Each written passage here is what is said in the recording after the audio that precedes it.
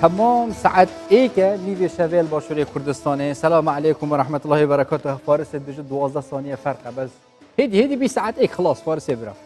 دوباره سلام علیکم و رحمت الله و برکاته. دیسا پاشی و کنیش کردستان بسیاری ام گشتین دا خدمت واب کیت ام شویج دا. بری ام دست بکین سوانت گود پاشی و چنده پاشی و هفته. یعنی ماشاءالله دم جلك زیه در باز بد. وکی عمر کره خطاب جی ایماجه پیت کت. الوقت كالسيف إن لم تقطعه قطعه يعني وقت وكي شيريا هكا نبري دي تبرد في جهه فيتكين اف وقت طيبات تهي ورا مازون داي بيروسترا عندي شوتيت كاريت خير وبركات يا بنو دربوسك بله سلاوی خوای گەورەتان لێبێت و ئەم شەو وەک باسمان کرد حوتەمین شەوە و زۆر بە خێرایی تێپەڕی هەر ناشزانین چۆن ئەم حوت شەوە تێپەڕی من هەروە تەسەورەکەم دووهەم شەو و سێهەم شەوە ئینشاءڵڵا هەموو شەوانی دیکەی پاشی بەیەکەوە دەبین و سود و زانیاری لە ئێمە وەرەگرن و ئێمەش ماڵەکانتان بە زانیارەکانمان لە ڕووی مامۆستا ئاینیەکان کە بانگهێش دەکەین و هەروەها لە ڕووی ئەو زانیارە پزیشکانەی کە بۆ ئێوەی دەخینە ڕوو سەبارەت بە ڕۆژوانان و چۆنێتی ڕۆژوگرتنیان ئینشاڵڵا ماڵەکانتان پڕ ئەەکەین لە خێر و بەرەکەت. سوفان اش بسیارێکش تاکەم جدایی ڕەمەزان و ئەفساڵات گەر ڕەمەزانی دەرباز بی ئەس بوو تەبێژم وەک شخص وەکو من ساڵی پار کە هاتبووم بۆ ئێرە تست بووم باربی پار ئەم کاتانە هاتم تست بووم و ئێوە خەریکی پرۆگرام بوون و مەشغوڵ بوون و ئەمەش خەریکی تستکردن بووم بۆ من شیتاتی فەقیری تڕنجتی آخر لە شوێنە دانیشتم و سەیری ئەم لاولاوە کرد هەروایە هەر کەسێکەچێ بۆ شوێنێت سەرەتا تا جێگەی خۆی پیا ئەکات و شوێن و مەکانەتی خۆی لە دڵی برادران و دۆستان پیا ئەکات کاتی ئەوێت وەشکر بخوا ئەوە مەحبوبم ئێستا لە ناوتان بژی زۆر سپاس کاکشمان بەڵێ ئەم شەو ئەمانەیە باس لە یەکێک لە گەورەترینی ئەو کارانەی کە ئێمە ئەتوانین لە مانگی ڕەمەزانە ئەنجامی دەین چکە لە شەوانی دیکە کە ئێمە ئەتوانی ئەنجام بێن بەڵام ئەم شەو وە شەوانی ڕەمەزان شتێکی ترە پێغمبەر صلی الله علیه و سلم ئەفەرمێت ئەفشوا السلام وأطعموا الطعام وصلوا الأرحام و لدواي أوا لبر أويك باسي أوا بكات بلا باسي أوا بكات كا قوموا الليل قيام الليل بكين وادخلوا الجنة بالسلام واتا كاتك إما شوانا هالبسين وشونيش بكين لبيناوي أويك إما أمانا أنجام أدين قيام الليل يكيك لوانيك بشرف ناوبراوة بو مسلمان وكو جبريل عليه السلام ببيغمبر صلى الله عليه وسلم أفرميت قيام الليل شرف المؤمن واتا شرف جيغا منزلگاي همو إنسان يقدر خالد لاي خداي قورا بويا إما أمانو أمشو زور باس لو بكين للايان موسايكي آينية و باس لو بكين كا أمشو چۆن شەونێژەکانمان بکەین شەونێژ فەرقی چییە لەگەڵ تەهەجود لەگەڵ سەڵاتی وتر لەگەڵ نەوافل ئەوانە بزانین بجا ئەم دێ نوکە بەرە فیچەرەکە تایبەت و چین بەری ئەمە بەحسەوی بابەتی بکەین شکێنێ دیر و درێژ گەل دکتورێکی ئەبروکەوە تایبەتیژێت بوارێ شەریعەتێدا شەف نوێژ و پاشیف خواردن کە چاوات بن تەیڤ ڕەمەزانێدا گرنگیەوەی لە بەر دەست پێکەم دێ بەرەف زاخۆ کە دەلال بەچین زاخۆ تو چند جا زاخو؟ من نچوومە بۆ زاخۆ تەنها تێپەڕیوم ڕۆشتم بۆ شوێنی وێت تو بچی ئەچم وێت تو بچی بچە پرادەلال ئێکش جهێ تایبەتێت زاخۆ کە دەلالەش بلی هەندێک کوکو جهەکێ تایبەتی مێژووی شوێنارەکێ دێرینی باژێڕە زاخۆ تایبەتیژی خەڵکێ زاخۆ بگشتیژی هەرێما کوردستانێ پرادەلال پێشچاوێوار نایە وێنە و ڤیدیۆدا بە چیژی ئەگەر چوو بنەوی جهی و دەمەک لێ دەرباز کردبێت پرادەلال تایبەتیژی حتا نوکەیشدا چونکی سەردەمی ڤایرۆسی کۆرۆنایە خۆ ڕەمەزانێت چووی شەوا زێدەتر چوون یعنی دەوروبەرێ یعنی پرێ نوکە تایبەتیژی گۆراپانەکە مەزنجی هەیە مەسەلەن خواردن و ڤەخواردنجی جار تێنێ فرۆتن و خەڵک بێنەخۆڵ وێرەڤە دەدێ ئەفساڵات جدایە چونکی شەوێ خەڵک نەشین بچنەش دەرڤە پرێ دەمێ خۆی پاشیوێ دەرباز بکەن زیاتر ئێڤاران چن وەختێ خۆ هێدی دەرباز بکەن بەری ببتە وەختێ مەغرب و وەختێ ببتە فتارێ ئەو چنە یعنی پرادەلال بجا ساکینە پرادەلال و زاخۆ کەچاوە وڵاتیت باژارێ زاخۆ ئال ڤیجێ وسای جوان وەختێ خۆیت ئێڤارێ دەربازکن بەرەف زاخۆکە دەلال و دیسا دێڤەکردنەوە ستودیێ و زیاتر دێ بابەتێت خۆیت ئەف شەوە پێشکەشیوەکی پرا دلال شینوارک دیرین و سمبولا دیروکی و آرامگه هردما زاخویان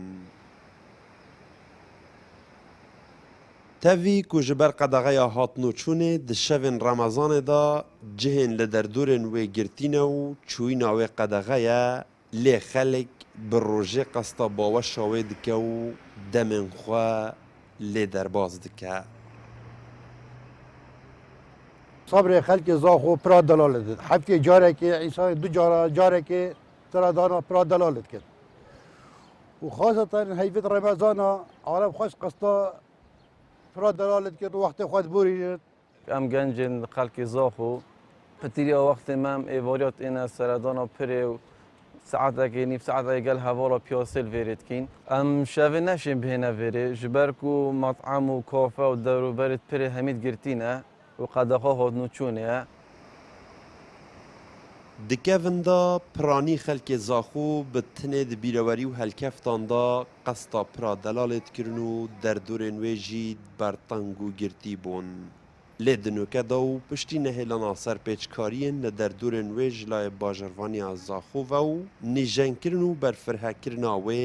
ایدیج شینواره که بویا جهه که گوزاری جیو خلق روژانه قستاوی دکن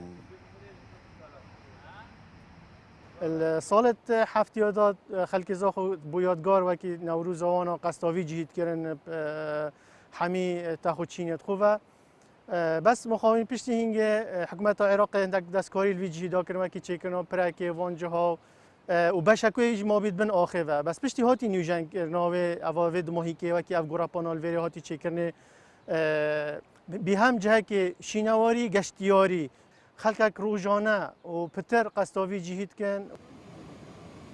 برادلالو خابیر زاخو جبلی ناوا دل خلکه جه خود ناوا هنرا هنرمندن دور داجی کریا و پرانی آوان سترام پیگوتینه و پس ناوان کریا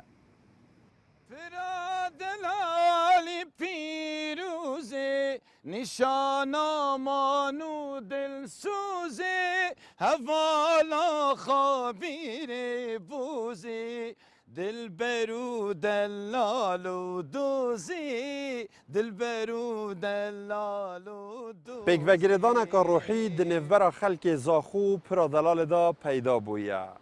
پر اجبوی وان وک آرامگه که لحاتیه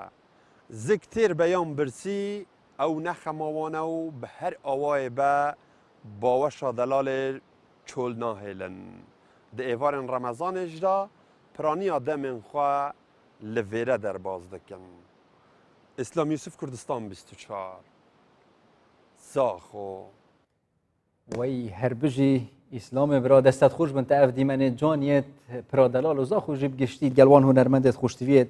ناف شب گشتید کردستان تا پیشکشی مکرین زور سپاس پراستیجی دیمن جانن بیرهاتنت خوش من دیال پرادلال هات هیباتش از بحث بیرهاتنه که گله گریم کم اوجی بری چند هی وکابی هف کار ما یه راگهان کار دلوفان داشت در وی ولاتی ماجی جهات حتی خلاص نوری ابراهیم خلیل ام زفر نو نیف شف از او هف کار ما گیلان صلوات من طیبت بو هر دو که هم دلوفانی و هم جی گیلانی نیف شف بی کس در بنبی خالی زاخو کادلال هم جهاتی نتوین سر پریب تنه نه کس لوارا نه دنگکتی هم تنه چوین سر پریب من وقتا که خوش دار باز کرم چون ما تشتکا سحاریا جیل زاخو کار و دیف رام هاتی نه دو کم هاتی نه هولی چی بیانیان لزاخو زور آخره قلیا های خارن دو که راستش همید خوش بجادم در باسی بابت خوب منیش کاتگه چه معانی و شو به تاقی تریا خوم لسر فردی دلال حقی اوی توب کمو سینان تنابت نیفشه دا بعیش بقینا او ترحم دا بعیش دچین سر بابت کمان بابت کمان وقت بس من لیو کرد بابت کی ایمانیه بلام ئێمە داوامان کردووە کە دکتۆرێک کە پسپۆڕە لە شریعەتی ئیسلامی و مامۆستای زانکۆیە سەبارەت بۆ بابەتە قسەمان لەگەڵا بکات کە لە ئاەتێکە ئەفەرمێت تتجافى جنوبهم عن المضاجع يدعون ربهم بەڵێ خوفا وطمعا واتا من زۆر حەزم لە جێگەی نووسنەکەمە زۆر خۆشە ئەو خەوتنە بەڵام لە ترسی تۆ ئەمەندەم تۆ خۆش ئەوێت بەو شەوە هاتوومەتە بەرامبەر تۆ لەگەڵ تۆیە ئەدوێ. طبعا ژبان نازام ئەوانەی کە تاقی شەو نوێژیان کرد بێتەوە قیامی شەو نوێژ ڕێک پێچەوانەی خەوە ڕێک پێچەوانەی خەوە و بۆیە ئێمە حەزەکەین زیاتر باس لەو بابەتە بکەین بەڵام کەسێکی پسپۆر باسی لێ بکات ئەویش دکتۆر بەهادین ئەحمەد دکتۆرە لە شەریعەتی ئیسلامی و مامۆستای زانکۆیە. شەوت باش مامۆستا. سلام علیکم دکتۆر ڕەمەزانەوە پیرۆز ڕۆژی نوێژ قەبیلی شڵڵا. خوا قبولی کردی لە هەموو لایەک سپاسدانەکەم. هەربژی دکتۆر بجا ئەم هەموو دەست پێکێش قورئانە پیرۆز دەست پێ بکەین. شەو نوێژ قیام الليل ناف ئاەتێت قورئانە پیرۆزدا چاوە هاتیە بەحثکردن بۆ هەندێک حالەتەدا فەرزە یانژی سنەتەکە گەلەکە مؤەکەدەش عەلەیهی پێغەمبەری و سەڵاوات خۆی لەسەر بن بەحث هاتیەکردن و تایبەتیژی هەیڤە ڕەمەزانێدا. بەڵێ بسم الله الرحمن الرحيم الحمد لله والصلاة والسلام على خير خلقه سيدنا ونبينا محمد. سەرەتا سڵاو بۆ ئێوەی بەڕێز و ئەو بەڕێزانەی کەوا لەگەڵێەوە هاوکارن و بۆ تێکڕای بینەران و بیسەرانی کوردستان 24. هیوادارم خوای گەورە ڕۆژووی هەموو ڕۆژوانان قبول بکات و وڵاتمان ئاوادان کات دوورمان کات لە هەموو تەنگ و چەڵەمەیەک و ناخۆشیەکدا. بابەتی قیام الليل بەڕاستی یەکێکە لەو بابەتانەی کەوا کاتێک کە دێنە سەر بابەتی قیام الليل واتە ئێمە دەبی لە کۆڕی پیاوچاکان و ساڵحاندا ئێمە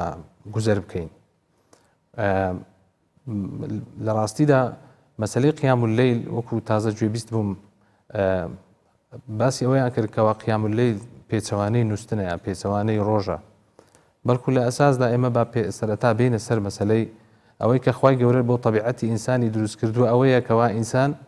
پێویستە لە ڕۆژەکاندا کاری خۆی بکە وجعلنا الليل لباسا وجعلنا النهار معاشا واتە شەوەکان وەختی ئیسراحەت و کاتی ئەوەیە کەوا ئینسان پشوێک بدا لەو ماندووبوونەی کەوا لە ڕۆژەکەیدا بینیوتی. بەڵام ئەو کەسانی کەوا زیادە فەضلیان هەیە ئەو کەسانی کەوا جیاوازیان هەیە لەگە خەڵکێکی با بڵێن عامیە خەڵکێکی تر کەوا بەس لەوانەیە ئەعتیماد بکاتە سەر ڕۆژەکان یان ئەو فەرز و ڕوکنانەی کەوا لەسەرینی ئەوانە ئەو جیاکاریەی کەوا لە خەڵکی باش یان پیاوچاکان جیا ئەکاتەوە لە خەڵکی تردا تەنها و تەنها قیام الليل و شەو نوێژەکانە. جا ئەوەی لە قورئاندا باس کراوە بەڕێزان دەربارەی قیام الليل خوای پەروەردگار ئەمری بە پێغەمبەرەکە عەلەیهی سەڵات وەسەلام لە چەندین شوێندا یا ئەیها المزەمل لەگەڵ پێغەمبەریتی عەلەیهی سەڵات وەسەلام دەفەرمی قم الليل إلا قليلا واتە شەو نوێژ بکە بەڵام یعنی کەمێک لە شەوەکەیدا بێڵەوە بۆ خەو ئیسراحەتدا لەبەر لەبەر ئەوەی إن ناشئة الليل هي أشد وطأ واتە ئەگەر بێمە سەر بابەتی هۆکار و یان مەقسوود و مانای شەو نوێژ بابەتێکی بەحرێکە ساحلی نییە کەناری نییە ئەوەندە مانای لە خۆ هەڵەگری. بەڵام ئەوانەی کە لە قورئان باس کراون دەربارەی شەو نوێژ ئاەتەکان گەلێک زۆرن تەنانەت لە چەند شوێن باس لەوەکە کە خوای پەروەردگار ئەفەرمی وتهجد به نافلة لك عسى أن یان لە چەند ئاەتی دیکە باس لە مەسەلە ئەوەیەکە کە خوای پەروەردگار ئەمری پێەکە کەوا دەبیتن پێغەمبەری خوا عەلەیهی سەڵات وەسەلام تەهەجود بکە نافلة لك یعنی زیادەیەک ئەمرێکی زیادەیە کە خوای پەروەردگار ئەمری پێکردووە پێغەمبەری ئێمە عەلەیهی سەڵات وەسەلام لە بەرامبەر خەڵکێکی تری ئیماندار واتە ئەم بابەتە بۆ پێغەمبەری ئێمە عەلەیهی سەڵات وەسەلام وەکو حکمی شەرعی وەکو حکمێکی شەرعی واجبێک بوو کە پێغەمبەری خوا عەلەیهی سەڵات وەسەلام دەبا هەموو شەو نوێژ هەموو شەوەکاندا شەو نوێژی تێدا ئەنجامدا بایە. تەنانەت عائیشە ڕەزا و ڕەحمەتی خوای لێبی بۆمانە جێڕیتەوە فەرمیتن پێغەمبەری خوا عەلەیهی سەڵات وەسەلام لەو کاتانەی کەوا لە شەودا نەیدەتوانی بە هۆکاری زۆر زیادە خەو دەما وەکو طبیعەتێکی ئینسانی یان لەبەر مەشغەڵەت یان لەبەر ئازارێک لە لەشیدا هەبووە ئەگەر نەیتوانی بە شەو نوێژ بکە ئەوە لە ڕۆژەکەیدا قەزای دەکردەوە. جا لەبەر ئەوە لەسەر پێغەمبەری ئێمە عەلەیهی سەڵات وەسەلام شەو نوێژەکان واجب بوونە بەڵام وەکو حکمی شەرعی بۆ خەڵکی دیتر ئەوەی کە عولەمایەکان لەسەرینی و ئەو دەقانی کەوا هاتوون دەبێتە سونەتێکی زۆر مؤکەدە کە تەنانەت دەبێتە مایەی جیاکاریەکی تەواو لە مابینی پیاوچاکان و ئینسانی پلە بەرز ئەوانەی لە مەرتەبەی تەقواکاران هەژمارەکرێن لەکن خوای پەروەردگار باشە دکتۆر مادەم سەر پێغەمبەری سەڵاو خۆیان جێبەجێکەن فەرز بێ والسر مسلمان بقشتي سنتك مؤكده بوچی فضلوی هنده مازنه و اگر فضلوی هنده مازنه و هند خیر السرن هند برکت تدانه بوچی خدای مازن سر مسلمان بقشتي فرض نتكر سبب چیه يعني اگر چل سر مسلمان همي فرضك نبيد اف خير وبركته بجهته هميه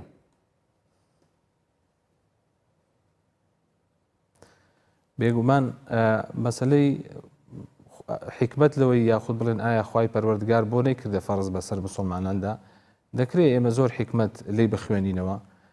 سەرەتای با بڵێن لە سەرەتادا حکمەتی یەکەم بخوێنینەوە کەەوە ئاینی پیرۆزی ئیسلام کە هاتووە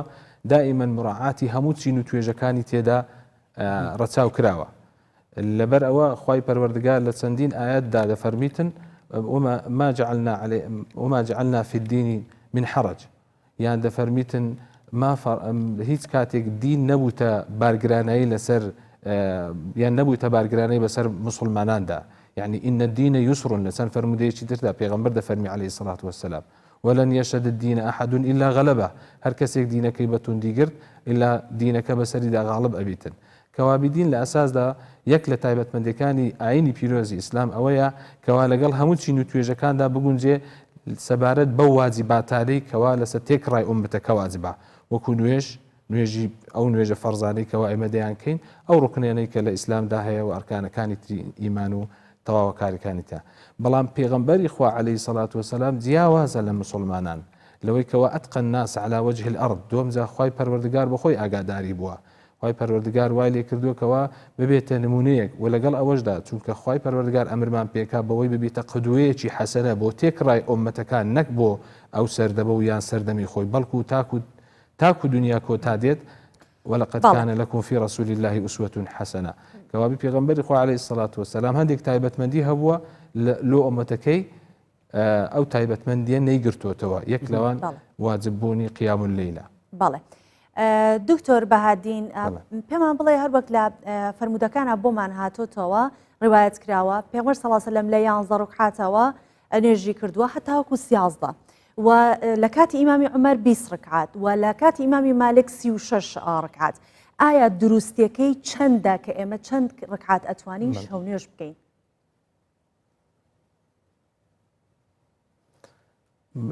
بەنسبەت شەو نوێژەکان عەدەدی ڕکعات دیاری نەکراوە بە تەحدیدکەوە دەتوانرێ هەر چەند ڕکعات یان هەر چەند نوێژی تێدا ئەنجام بدەی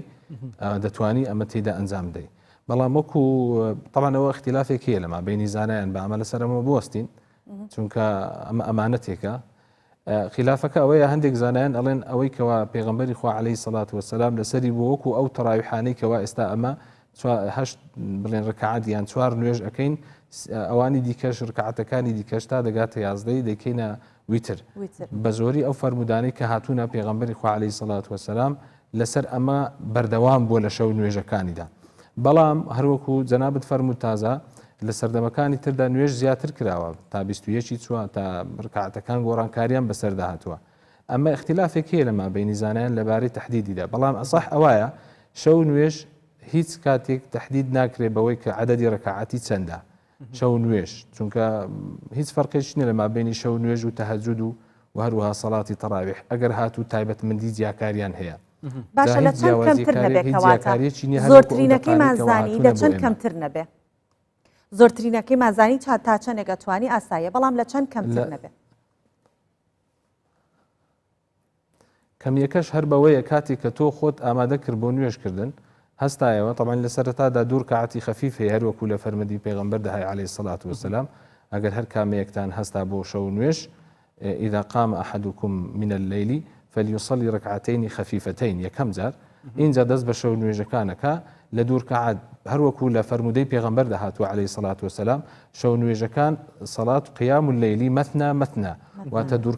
کەعات پێکەوەیە تۆ دوور کەعات پێکەوە ئەیکەی لەسەر ئەم شێوازە دەڕۆی زائیدی ئەوەندەی لە تااقەتت داهابوو واتە لە دوور کەعاتی کەمتر نابی باش دکتۆر تو گەلمە بمینە ئەم گەلک پرسیارە دیمێتین باشە شەف نوێژ یانژی ساخکردنا شەوێ بتەنێت نوێژ بن یانژی گەلک کارێدی ئەم دەڤم پرسیارە هێلین تو گەلمەدا بمینە دکتۆر ئەم دێ پیچەکەی دەمەکی کورد بەرەف باژارە دووەکی ڤەچین ئەفکارێمە مەسعود محەممەد پاوەکی ڕاستە خود گەلمەدا مەسعود ئەفدەمێتە باش خودی قوەتێ پاشیڤەوە خێر و بەرەکەت بێت وەکی مگولێ بیت ئەفشەڤەل جهەیەکی تایبەت بزانین کە اشته ورگرم تلکی وی دم بحث چی که افشا و پاشی و تو ده گل کی بی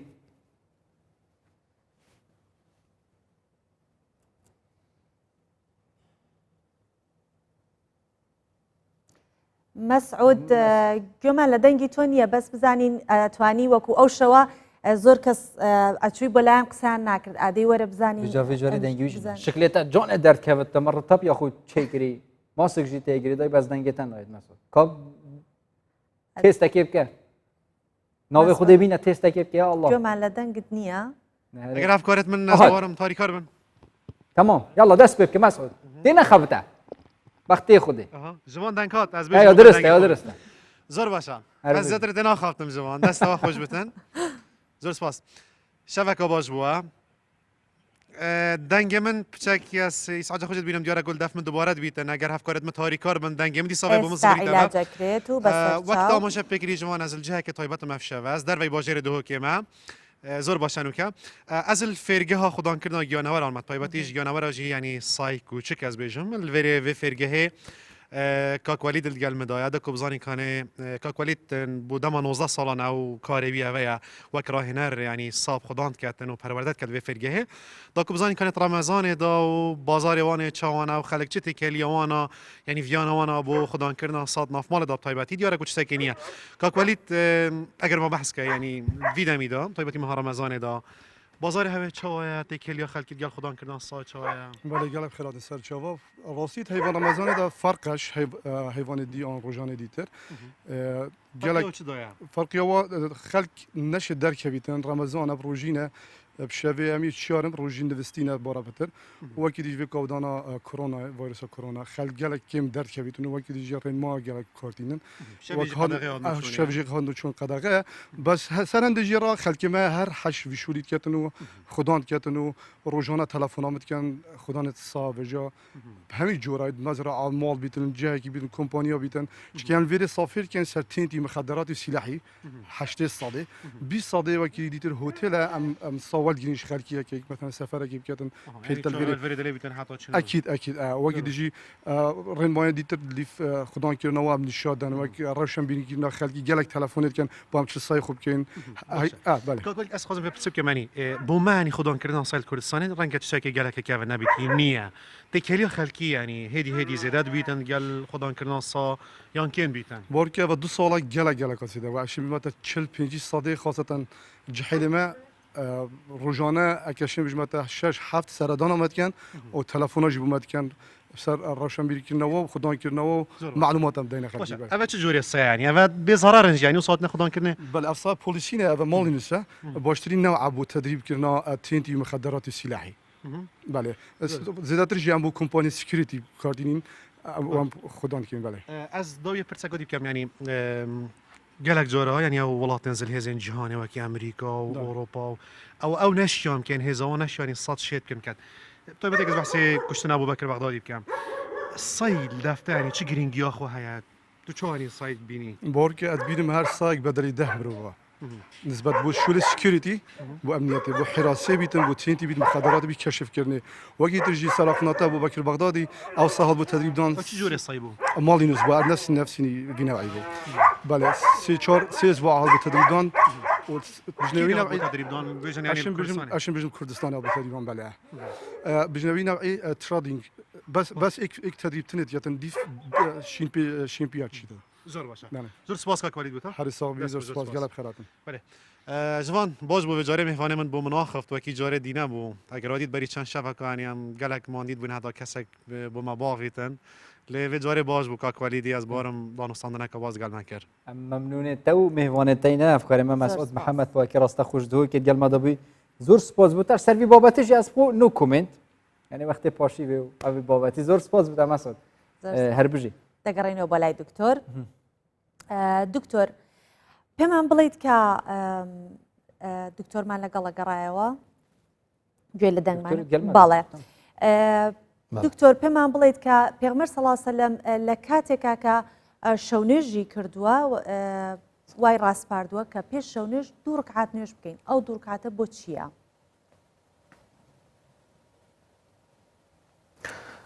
بڵێ ئەو فەربوودەیەکەوە بۆمان جێڕایەوە ئیبن حیبان دەیجێڕیتەوە لە صحیحی خۆی ڕەحمەتی خوای لێ بێ دەفەرمی پێغەمبەری خوا عەلەیهی سەڵات وسەلام پێی فەرمووی کە ئەگەر هەستان پێشەوەی کە هەستان بۆ شەو نوێژ پێویستە دوو ڕکعەتی خەفیف بکات طبعاً دەکرێت زۆر لایەنی حیکمەتی لی بخوێندرێتەوە بەڵام ئەوەی ئەمن پێیگەیشتیمە زیاتر ئەگەر دیقەت دەی زۆربەی جار لە شوێنە وەرزشیەکان لەو هۆڵانەی وەرزشی یان کاتێک کە تۆپێنێک هەیە یەکەم جا پێشەوە یاریەکە دەست پێکا لاعیبەکان هەندێک ئیحمایەک دەکەن لەشی خۆیان کەمەک گەرم دەکەن نەک ڕاست بستنە ناو یاریەکە لەوانەیە کەمەک سەخت بی بۆیان جا ئەو کەسێک کە تازە لە خەو هەڵەستی تۆ بە تەکید لەوانەیە کەمێک لەشی خاوە زۆر ینی بەو نوع ئیستیعدادەی نییە کە لە نوێژەکاندا چوس و چالاک بیان لە قیڕاعەکان هەڵی تێدا نەکا تاکو دەستی دەست نوێژێک دەشوە اینجا دوو ڕکعەتی خەفیف ئەم دوو ڕکعەتە خەفیفە وەکو پێشینەیەکە پێخۆشکەرێکە لۆ کردنی ئەنجامدانی کارێکی مەزن ئەویشیان قیام اللەیلە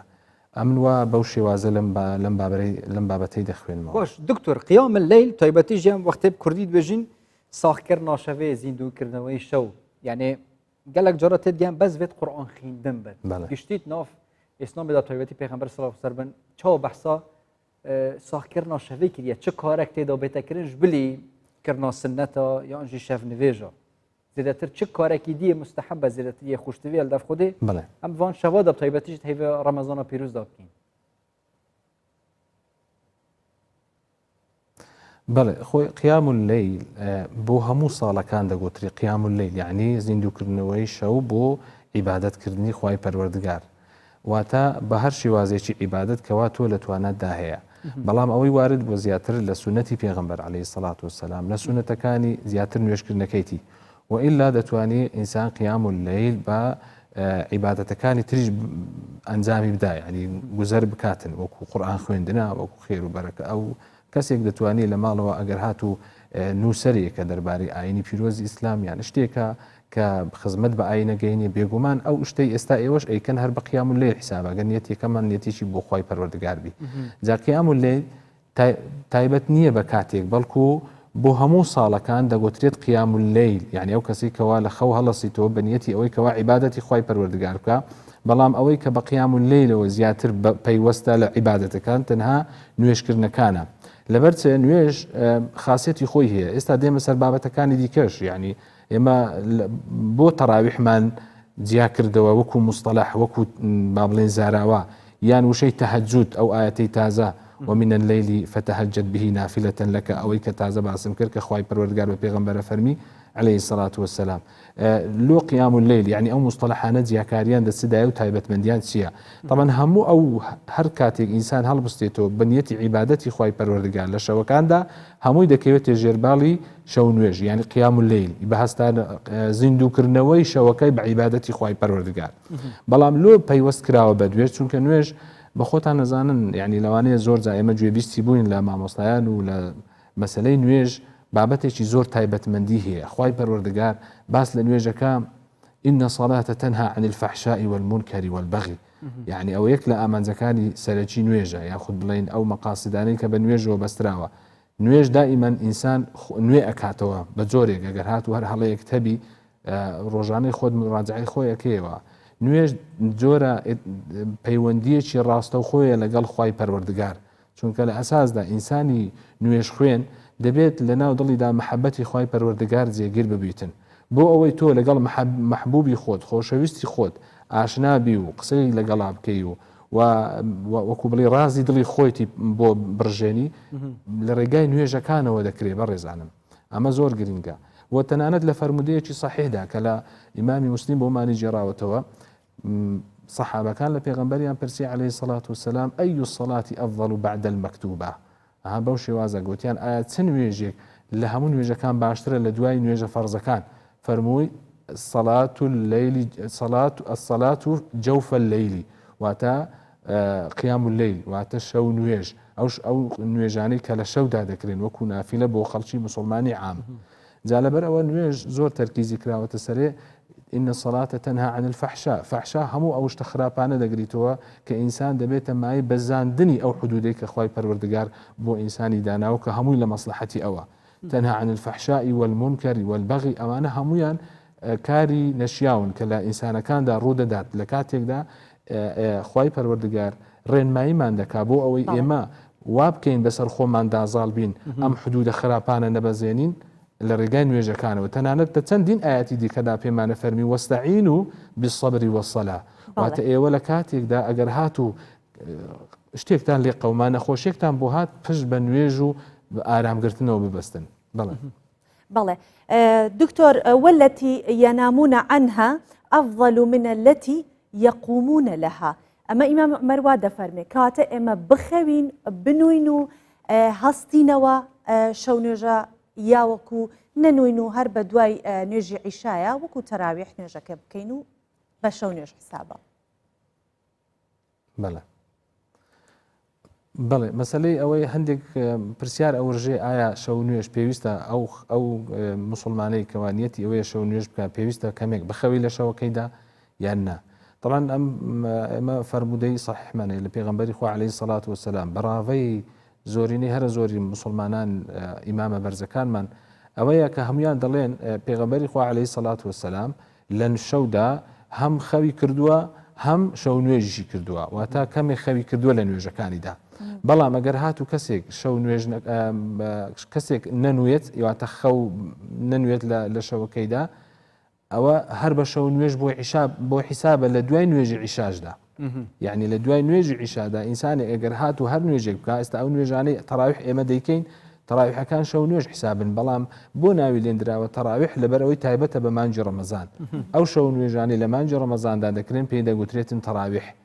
ئەو شەو نوێژان لەبەر هەندێش پێغەمبەری خوا عەلەیهی سەڵات وسەلام تەهەجودی دەکرد هاوشەی تەهەجود بۆ پێغەمبەر گوتراوە عەلەیهی سەڵات وسەلام تەهەجود معنای ئەوەیە دوای ئەوەی کەوا کەمێک ئیسراحەتت کرد لە خەو هەڵدەستیەوە بۆ شەو نوێژ جا لەبەرەوە پێغەمبەری خوا عەلەیهی سەڵات وسەلام دەفەرمیتن ئەگەر هاتوو بتانەوێ زیاتر نوێژەکانتان بکەن بیخەنە ثولثی ئەخیر واتە سەیەک یعنی ئەگەر شەوەکەی بکەیە سێ بەشەکەی ئەخیری عیبادەتی تێدا بکەن و شەو نوێژەکانتان تێدا زیندوو بکەنەوە هۆکاری زۆرە لە فەرمودەی تردا پێغەمبەری خوا عەلەیهی سەڵات وسەلام دەفەرمیتن خوای پەروەردگار هەروەکو لە جامیع صحیح هاتووە بیلال بۆمان دەجێڕیتەوە کە پێغەمبەری خوا عەلەیهی سەڵات وسەلام دێتە خوارەوە لە شەوانی لە هەموو شەواندا لە دوای ثولثی لەیل یعنی لە دوای ئەوەی کەوا لە سەیەکی شەوەکەیدا لە کۆتاییەکەی یعنی لە کۆتایی شەوەکەیدا دێتە خوارەوە هەر شتێک جا فەرمودەکەی پێغەمبەر عەلەیهی سەڵات وسەلام بەو شێوازەیە دەفەرمی هەر کەسێک داوام لێ بکات پێی دەبەخشم هەر کەسێک داوای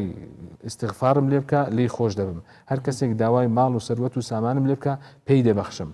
ئەم فەرمودایە هاتووە کە خوای پەروەردگار دێتە خوارەوە سەر طەبەقەی ئاسمان دێتە سەر طەبەقەی ئاسمان ينزل إلى السماء الدنيا كل ليلة في ثلث الأخير يعني لا ثلث كوتايدا جا أم فرمودية بابلين كورتاكيتي فرمودي تردا هيك خوای پەروەردگار زۆر بە تێر و تەسەلی باس لەو عەبدانە ئەکا کە لەو کاتە داواکاری لە خوای پەروەردگارەکەن بۆ هەر مەرامێکی دنیایان لە خۆشببوونی خوای پەروەردگار بگرە لە مەسەلەی پێدانی دنیا و قیامەت ئەوە خوای پەروەردگار ئیستیجابەیان دەکا دکتور بۆ vê meseleyê û şevnivêj û saxkirina şevê bi giştî çi Remezanê be çi غêra Remezanê be bi giştî niyet înan divê bi zimanî be ya Rebbî min niyete ez ev şeve sax kim taybet ji bûyî te yan jî her bi giştî İnsan dê rabit çi Qur'anê bixîne çi jî nivêjekê sunnetekê bike dê pir şevnivêj tehsîb û niyeta dilî de ye خۆی هەموو عولەمایەکان متفقن کە محلی نیەت شوێنی نیەت دڵە بەڵام هەندێکیان لە با بڵێن ئەوانەی مەذاهیبەکان هەندێک لە عولەمایەکان باس لەوەیەکەن کە ئینسان لەو عیبادەتە بەرزانە و گەورانە نیەتێک بەدەو بڵێ ها زۆربەی ئێستا خەڵکی می کوردستان بە زۆری نوێژەکانیان بەدەو نیەتەکەیان دەڵێن بەڵام من لە ڕاستیدا ئەمە بابەتێک نییە یاخود با بڵێن شتێکە لە دیندا بەو شێوازەی نەهاتووە بەڵکو هەموو نیەتی ئینسان هەر کارێک ئەەکەی لە ناو دڵتدایە بۆ نمونەگەر کەسێک لە شەو هەستاوە ئەگەر نیەتەکەی بە زاریش لە لای تۆ نەڵێت تۆ لێی پرسە بۆ هەستایەوە دەڵێ هەستام نوێژ شەو نوێژ بکەم یعنی ئەوەی ناو دڵی و نیەتەکەی هەمووی بۆ تۆ ڕۆ نەکاتەوە بە هەمان شێوە ئەو کەسێک کە نوێژەکە ئەگەر نوێژی کرد لێ پرسە ئەگەر گوێت لێ نەبوو بڵێن بەدەو بڵێتن بۆ نمونەگەر نوێژی نیوەڕام بوو دەڵێ نوێژی نیوە ڕۆ بوو 4 کەعات بوو ئەبەو شێوازە هەموو شتەکان نیازی ناودڵێت هەمووی بۆ ڕۆ نەکاتەوە تمام ئەvە سەر مەسەلە نیەتێ بەس دکتۆر بۆ نمونە تایبەتیان بەحسێ سەردەمەین و کەبکین گەنج زیاتر حتی رمضان و غیر رمضان جی درنگ نوین یا جی تهندی کسک ننویس حتی نویجاس بده بونمونه پرتوکک خواند یا جی حتی خوب طور جواکی جی و مجیل کرد بس انیت خدا اینای که او ده قیام اللیل کد حتی 2 ماهی که بری نویجاس بده دروکا از سنت یا جی 3 ویترا تشتک گریدای قیام اللیل دکت وصل بو شاف نویجه تحسب یا تشتکی گریدای خوی کری 2 ماهی که هر بشك جوي الشاف نفيجي يكري يعني الشاف همي بو حسابه يان جبتني او باشا خوي همو كارو كردويك او استيتا سر نيت يعني هر كارو كردويك كبشو هستايا وتو كاريشي خير انزام دا خوي انه كتابك نويجيك يعني بخشيني خيرك لون من بشو دتوي خيرك ببخشي هر كاريك نيتي شي وايتي دابي ما بس ڕزامەندی خوای پەروەردگار گومان نییە چونکە ئێمە ئەساسی ئاینی پیرۆزی ئیسلام چەند فەرمودەیەکەنە چەند ئەساسیەتێکەیەکە لە فەرمودەکانمان بۆمان ڕۆنە بیتەوە کەوا نیەت ئەساسی یەکەمە لۆ ئەوەی ئینسان کارەکانی لێ قبول بکریان نەکرێ لەبەر چش ئێستا بۆ نمونە کە پێغەمبەری خوا عەلەیهی سەڵات وسەلام لە فەرمودەی صحیحی عومەری کوڕی خەتاب ئەبوو حەفظ بۆمانە جێڕێتەوە حەدیثێکی ئاحادە بەڵام مەشهور بووە لە دوایدا دەفەرمی إنما الأعمال بالنيات کە دەڵێ إنما الأعمال بالنيات يعني هەر کار و کردەوەی کە ئینسان دەکا دەوەستێتە سەر نیەتەکەی لەبەر ئەوەش یەک لە قاعدە سەرەکیەکانی 5 قاعدەی کوبرای پێ دەڵێن لە هەر هەموو مەذهبەکانی عالەمی ئیسلامی بە سونی و شیعەشتەوە جێگیر کراوە بەوەی کە دەڵێن الأمور بمقاصدها واتە هەر کارێک دەکەین نیەتەکە تێدا ئەنجامەدرێت لەبەر دکتۆر ما بەس تەمبل فێرێت زانی چیە بۆ نمونە ئەم دێ قوتابیەکی بنمونەینین دکتۆر ئەم دێ قوتابیەکی بنمونەین دەبێت ئەس بروژه ناخینم شافێژی ناخینم ئەس دەوی دەمێخینم وەختت بتە دەما شەف نوێژێ قیام الليل بەس دێ ئەنیەتا خۆینت ئەس دێ هۆسا وێ شەوێ ساخکم ئەس دێ بخۆ خواندنە خۆ خینم یعنی قوتابیەکە قوتابخانەکە یانژی کولیژەکێ مەبەستە من ئەڤەیە یعنی دوو چیچکان بەکێ کورد بژین دوو چیچکا بەرەکی بکوژێت وسا بۆ حسێبە بەڵێ وەکو عەرزم کردیم ئەو بابەتەی کە باسم کرد هەر کار و کردەوەیەکی ئینسان ئەنجامی بدانیەتی عیبادەتی خوای پەروەردگار بی حتا ئەگە لە خوێندنی پەرتوچی قوتابخانەکەشی بی هەر بە عیبادەت بۆت حیسابە پێغەمبەری خوا عەلەیهی سەڵات وەسەلام دەفەرمی عەجەبا لأمر المؤمن إن أمره كله له خير يعني سەرسامگرتی بوویمە لە کار و کردەوەی ئینسانی ئیمانداران هەر کارێک دەیکا بە خێری بۆ هەژمار دەکرێت جا ئەگەر بینە سەر بابەتی ئەوەی ئایا بە شەو نوێژەکە بۆی حیسابە یان بە قیام اللەیلەکە بۆ حیسابە دەڵێم ئینشاء الله ئەگەنیەتی وابوو هەر بە قیام اللەیلەکەشی بۆ حیساب دەکرێت ئەگەر هاتوو با بڵێن تەراویحەکانی خۆی کردبن یان نوێژەکانی خۆی بەڕێک و پێچی کردبیتن هەر بەونیاتەی بەنیەتی عیبادەتدا ئینشاءالله بۆی حیساب دەکرێت گومانی تێدا نییە چونکە ئەو بابەتی کە باسم کرد ئەوە ئەساسێکە مەسەلەی نیەت ئەساسێکە بۆ هەموو وەکو بڵێ ڕەگ و ڕێشەکەی کشاوە بەناو هەموو عیبادەتەکانی ئەو عیبادەتانی کەوا جێگیر کراوە لە ئاینی پیرۆزی ئیسلامدا چونکە لەبەر چ پێغەمبەری خوا عەلەیهی سەڵات وسەلام ئەم فەرمودەی فەرموو لەبەرەوە بۆ هەندێک لە سەحابەکان گوتیانەی پێغەمبەری خوا هەندێک خەڵک لەگەڵ ئێمە وا هیجرەتەکە لە مەککە لۆ مەدینە مەبەستیان عیبادەت نییە بەس لەگەڵ ئێمەدان لە ڕەواڵەت مەبەستیان یەکێکیان دەیویست ژنێک مارە بکا بۆ نمونە یەکێک دەیویست بۆ تیجارەت بچی ئەو جا پێغەمبەر عەلەیهی سەڵات وسەلام فەرمووی إنما الأعمال بالنیات واتە هەر کار و کردەوەیەکەکەی نیەتەکە دەوەستێتە سەر نیەتەکەت لە هەموو کار و کردەوەکان ئەمە ئەساسێکە و زۆربەی هەر زۆری ئەحکامەکانی معاملاتیش خوای پەروەردگار لە قورئان و لە فەرمودەکانی پێغەمبەر صلی الله علیه و سلم وەزانایان هەڵیان زاندووە لە دەقەکاندا بۆ ئەوەی کار و مشوری خەڵک تێدا بگوزارێنن. بەڵێ دکتۆر من لە قسەکانی جەناب و کاک ژبان تەنها ئەو فەرمودەیەم هاتەوە بیر بەس ئێستا حزوری زهنم نییە کە هی کامێک لە ئەسەحابیەکانە کە دەڵێت طالب العلم ئەگەر علمی بێت ئەفضل من النەوافل یعنی لە ئەو شتانەی کە ئەکرێ بنەیشی کات یعنی فەزڵترە لەوە کاتە خوێندنیش مەرحەلەیەکە لەو مەراحلانەی کە ئەکرێ ناوی ئەوەی لێ بدرێت کە عیبادەتە ئەمە ئەوە لە جەنابەت تێگەیشتین بەڵام ئایا هیچ دوعایەک هەیە بۆ ئەم عیبادەتکردنە بۆ ئەم شەو نوێژە بۆ ئەوەی کە ئەو نیەتەمان بێتە جێ پێویستە کات هیچ دوعای بکەین یا هیچ دوعایەکی تایبەت بۆ شەو نوێژ هەیە؟ خۆی ئەگەر مەبەست ئەوە بی ئایا لە شەو نوێژدا دوعا بکەین یان مەبەست ئەوەیە دوعایەک بکەین کە خوای گەورە شەو نوێژمان بۆ ئاسان بکات. بەڵێ مەبەستم ئەوەیە کە دوعایەک هەیە بێت تایبەت بێت بە شەو نوێژ تایبەت بێت بەوەی کە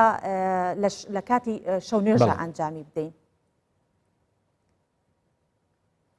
خۆی دوعا دەرگای واڵایە بۆ دوعا هەر دوعاەکەوە ئینسان مانای عەبدایەتیت و بسەلمینی بۆ خوای پەروەردگار هەموو دوعاەک تێیدا دروستە ڕاستە لە فەرمودەکاندا ئەثەر هاتووە یان لە فەرمودەکانی پێغەمبەردا عەلەیهی سەڵات وسەلام هاتووەکەوە عایشە ڕەضا ڕەحمەتی خوای لێبی فەرمووی پێغەمبەری عەلەیهی سەڵات وسەلام ئەگەر ئەمن هاتوو لە شەوی لەیلەتول قەدر بووم ئەمن چ دوعایە بکەم شەوی لەیلەتول قەدر هەبوو زیندوو ئەکرێ بە قیام اللەیل فەرمووی بڵێ اللهم إنك عفو تحب العفو فاعف عنا يعني تایبەت بوو بۆ شەوێک کە شەوی لەیلەتول قەدرە شەوێکی زۆر بەرزە و زۆر گران بەهایە پڕ بەرەکەت و خێر و حەسەناتە بۆ مسلمانان ئەگەر زیندوی کەنەوە جا لەگەڵ ئەوەشدا فەرمودەکانی تر هاتووی پێغەمبەری خوا عەلەیهی سەڵات وسەلام باس لەوە ئەکاتن کە ئینسان لە کاتی نوێژەکاندا چ نوع دوعایە بکە وەکو دەق هاتووە بەڵام لەگەڵ ئەوەشدا دەقی تریش هاتووە کەوا ئینسان هەر دوعایەک بکات بسەلمینی عەبدایەتی مسلمان هەر داواکاریەک بکات چونکە لەو فەرمودەی پێش ئێستا باسم کرد کە پێغەمبەری خوا عەلەیهی سەڵات وسەلام دەفەرمیتن خوای پەروەردگار لە ثلوثی ئاخیری هەموو شەوەکان دێتە سەر طەبەقەی ئاسمان یەک لە خاڵەکانی ئەوەیە هەر عەبدێک داواکاریەکی هەبوو من ئیستیجابەی ئەەکەم تەنانەت خوای پەروەردگار لە قورئاندا فەرمی وإذا سألك عبادي عني فإني قريب أجيب دعوة الداعي يعني هر كاتك عبد الداوي لخواي پروردگار كر أمن أجيب دعوة الداعي أمن استجابم هي جواب يا ندم والله يا ندم بەڵام دەکرێ ئەمە ئیزافە بکەین بەوەی بڵین دوعاکردن چەند مەرجێکی هەیە پێویستە ئاگادار بین مسلمان ئاگاداری ئەمە بی ئەم مەرجانە زۆر گرنگە بۆ ئەوی دوعاەکەت لێ قبول بکرێ تەنانەت دەڵێن شێوازی دوعاەکەش زۆر مهمە ئینسان ئەنجامی بداتن لە مەرجەکان ئەگە باس لە مەرجەکانی بکەین چونکە زۆر گرنگە یەکەم چش نابی ئینسان ماڵێکی حرامی چوبیتە ناو لەشی ینی ئەو گۆشتی ئینسانی نابیتن بە حرام پەروەردەکراوی یان گەشەی کردی چونکە پێغەمبەری خوا عەلەیهی سەڵات وسەلام لە چەند فەرمودەیەکدا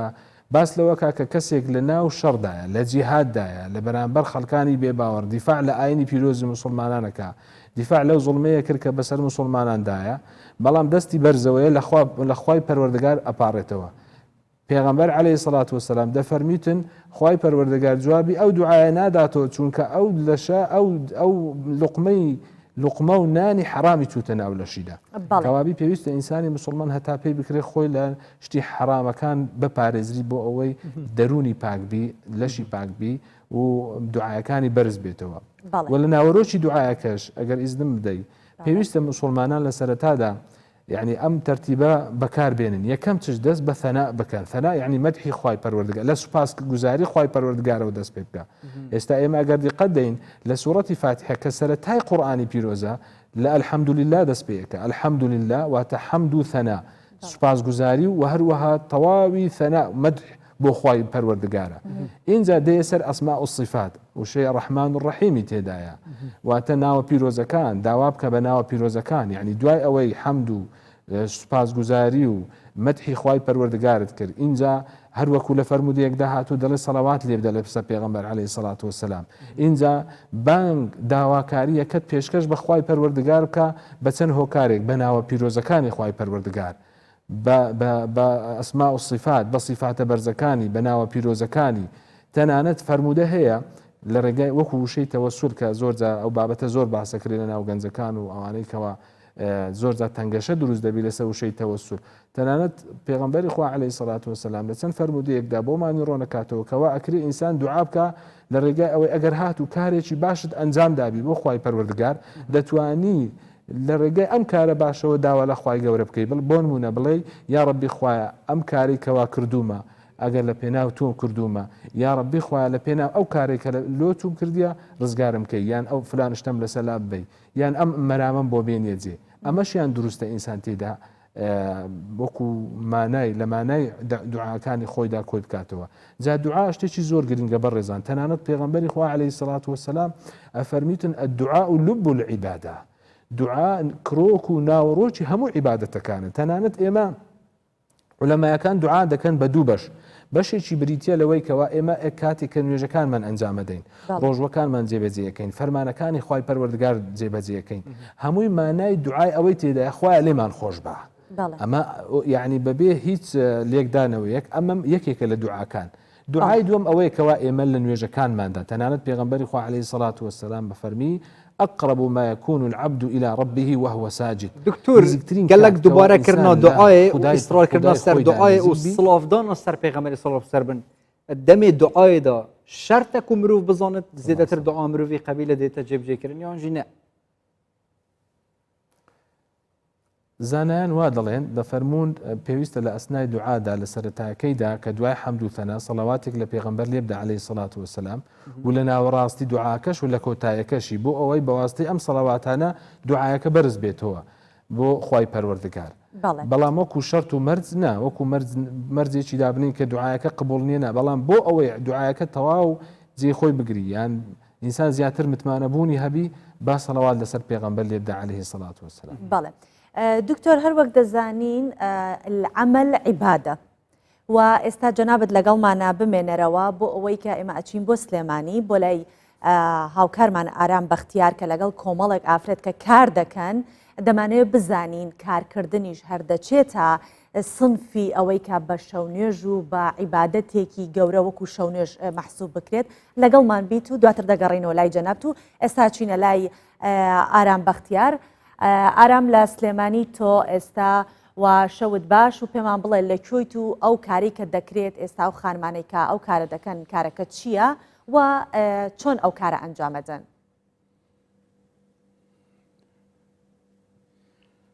بەڵێ سۆڤان شەوتان باش سڵاو لە تۆ شوان من لە ماڵی یەکێکم لەو خانمانی سلێمانی کە خانوێکی دەستڕەنگینە بەردەوام خەریکی کاری نوێیە بە تایبەتی لەسەر جلی ئافرەتان و بە جلی کوردیش بە دیاریکراوی لە مانگی ڕەمەزانە وەک دەزانرێت بە ڕۆژ کارکردن کەم دەبێتەوە لە هەموو بارێکدا بۆیە زیاتر بە شەوان کارەکان ئەنجام دەدرێت. من لە ئێستادا لە ماڵی ئەو خاتونەم دەمەوێت بزانین چۆن کارەکانی بە شەوان ئەنجام دەدات و ئەو کارانە چین کە ئەو دەیکات. ئێستا هاوارخان خەریکی کارکردن هاوارخان سڵاو لێ بێت با من بێنە ئێرۆ دانیشم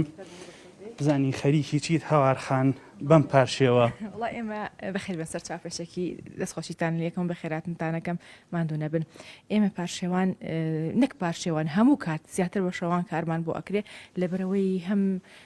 کاتەکان گونجاوە بۆ ئێمە کەسیش نییە دەستمان بگرێت کارەکانمان باشتر ئەڕوا لە شەوە بە ڕۆژ ئیسراحەتەکەین بە شەو کارەکەین. زیاتر کارەکانت چین وەک دەبین ئەمانە مور و زەنگیانی پێوەکەم جلە کوردیانە کارەکانی ئێمە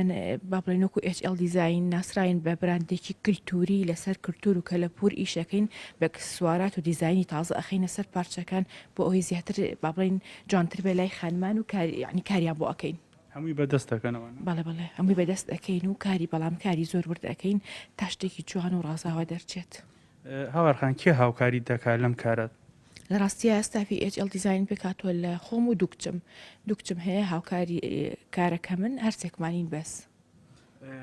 کارەکانتان بە شەو چۆنەوەکو لە ڕۆژ پێشتر ئەگە بە ڕۆژ کارتان نەکرد و ئاسانتر بوو بە شەوان کارکردنتان چۆنە بەتایبەت لە مانگی ڕەمەزان تا درەنگانی شەو کار دەکەن؟ خۆی وەکو باسم کرد ئێمە زۆر کات بە شەوکارەکەین بەڵام مانگی ڕەمەزان خۆشترە چکە هەموو کەس تقریبان بەخەبەرە بۆ ئێمە هەمان شتیشە ئێمە لەبەرێ بەردەوام خەریکی کارکردین وا ڕاهاتوین ئەفو وا ڕاهاتوین بەردەوام کار بکەین ینی ئەگەر بشمانە بخەین خۆمان لێ ناکە چکە بانیان درەنگ هەڵەستی لەسەرەوە. زۆر سپاس دەستخۆش. ئەگەر هەندێک لەو دیمەنانە بین کاکەوی پیشانی بات کە لەسەر ئەو جلە کوردیانە شتی نەخشاندووە هاوارخان و ئێستا سۆڤان تۆ زیاتر لەم شتانە تێگەی تا ژوان لەسەر ئەو جلە کوردیانە بە مور و زەنگیانە قورسیشە پێویستی بە هزری مێشکیش هەیە و دەستیش و ئادەی تۆ هي خدش طرازي ما حفت خشكت هنا اجي باش ولا جوان لا تشي تيغ ام جيل في الدنيا ايه اس موديل جلكت كردي والله استد جهم ابا استد بونو منال دافر مال بادينان دهو كيف قشتي موديلا قال لك قرب الغينا مثلا قال لك موركو قال لك نخشول يمكن نو كموديلا صديه باشە زۆر سپاس دەکەین ئارام لەگەڵمان بوویت لە سلێمانیەوە و دەستخۆشیت لەکەین زۆر سپاس. دکتۆر دەگەڕینەوە لای جەنابەت ئەمانەوێت کە پرسیاری ئەوەت لێ بکەین ئایا کارکردن وەکو شەو نوێژ بە عیبادەتێکی زۆر تند یان عیبادەتێک لەو عیبادەتانی کە وەکو شەو نوێژە ئیتر ئاها ئەڵێن شەو نوێژ زۆر شتێکی گرنگە تایبەتە. بەڵێ بێگومان کاتێککە دێنە سەر بابەتی شەو نوێژ یان قیامول لەیل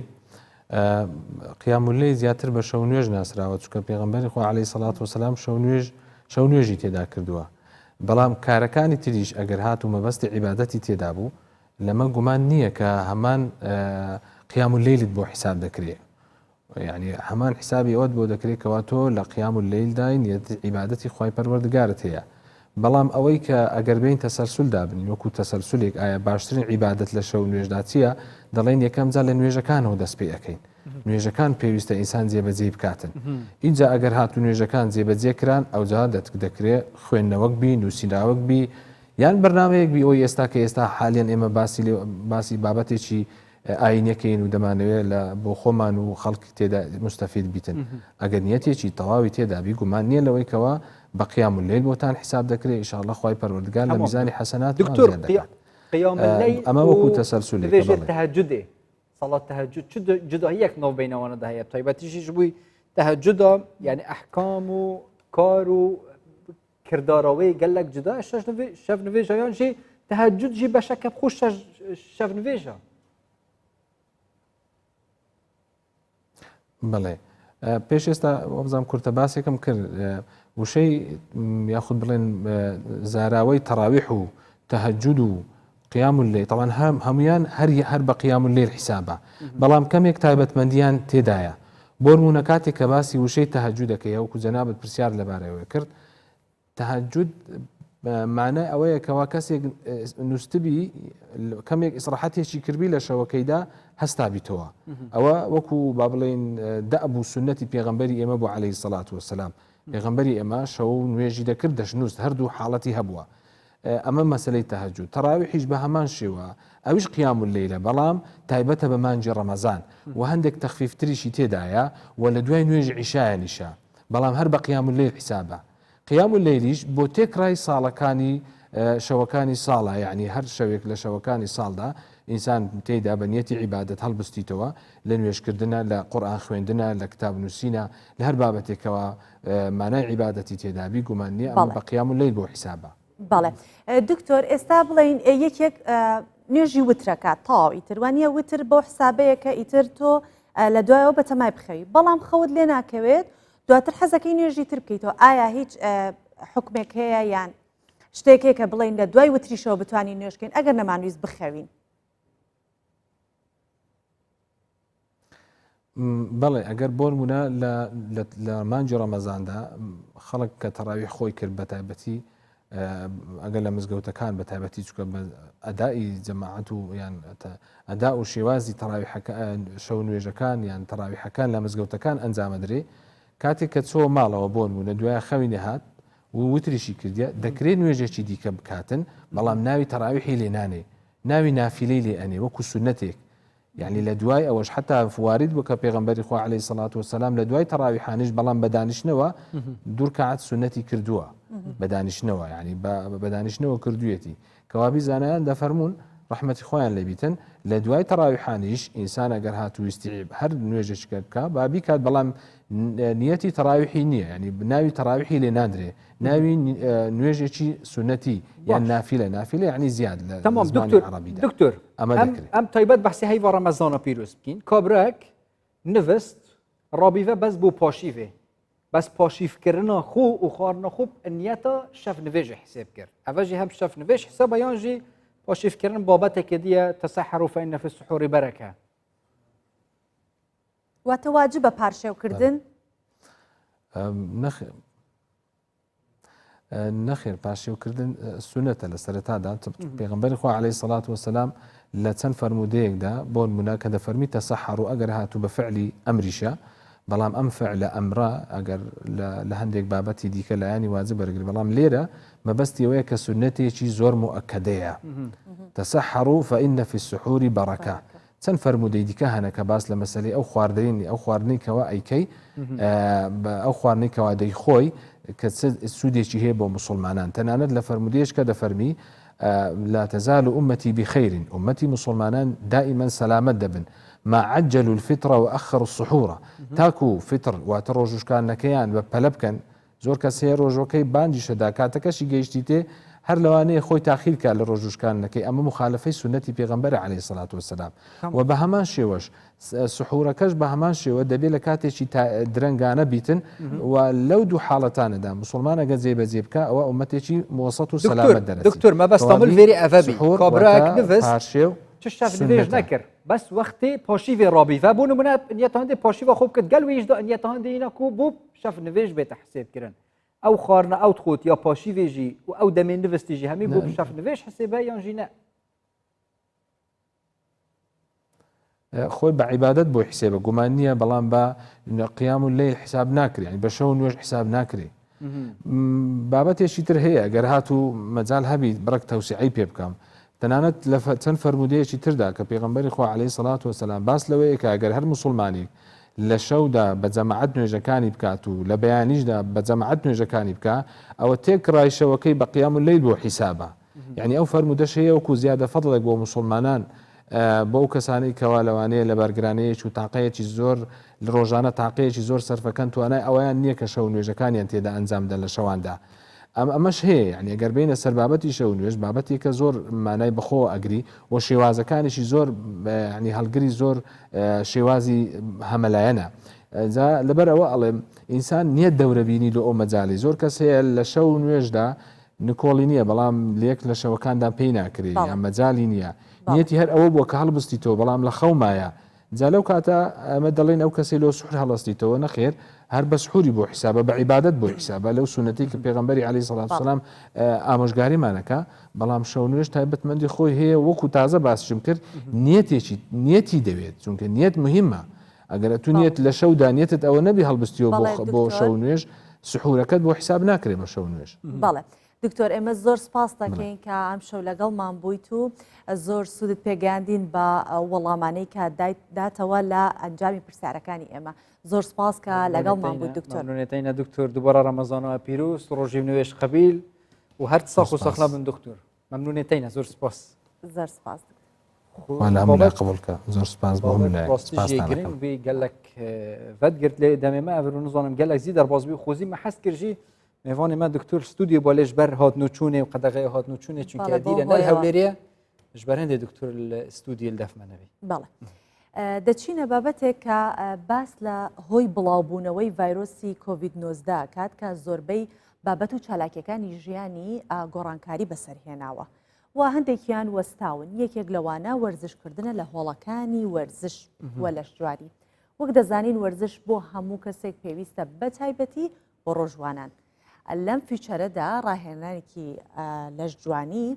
وەرزشکردن دەکات و چۆنێتی پاراستنی شێوەی جەستە باس دەکات بە وەرزشکردن لە ماڵەوە کە چۆن ئەنجامی بدەین ڕوونکردنەوەمانەداتێ. دیفڕە ئەم دێ بەحسێ بابەتە تەندروستێکین پێک ڤەژیت گرێداینە دا تەندروستیەوە باشتر بێت وەرزشیژی بکە.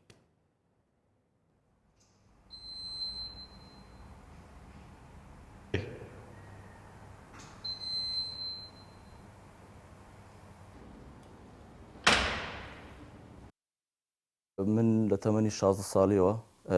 یعنی 6 ساڵ پێشێستا دەستم بە وەرزش کرد سەرەتا لەگەڵ هاوڕێیەکم بەس بە سەردان دەچوین ئەو یاری دەکرد بەڵام بە سەردان دەچۆم بەس سەیرم دەکرد بەرە سەبر خوڵقم چوە سەرگەمەکەی بەڕاستی لە پاشوی ئیشتراکم کرد سەبر دەی لەگەڵ خاوەن هۆڵەکە بوومە برادەر و سەبر دەی وەی لێ هات یعنی تەواو متمانم بەخۆم بوو خولی ڕاهێنەری کراوە بەشداری خولی ڕاهێنەریم کرد پاش 3 ساڵی دەستم پێ کرد و بووم بە ڕاهێنەر و ئێستاش لەخوا بە زیادی خۆم بوومە خاوەنی هۆڵ و سوپاس بخوا.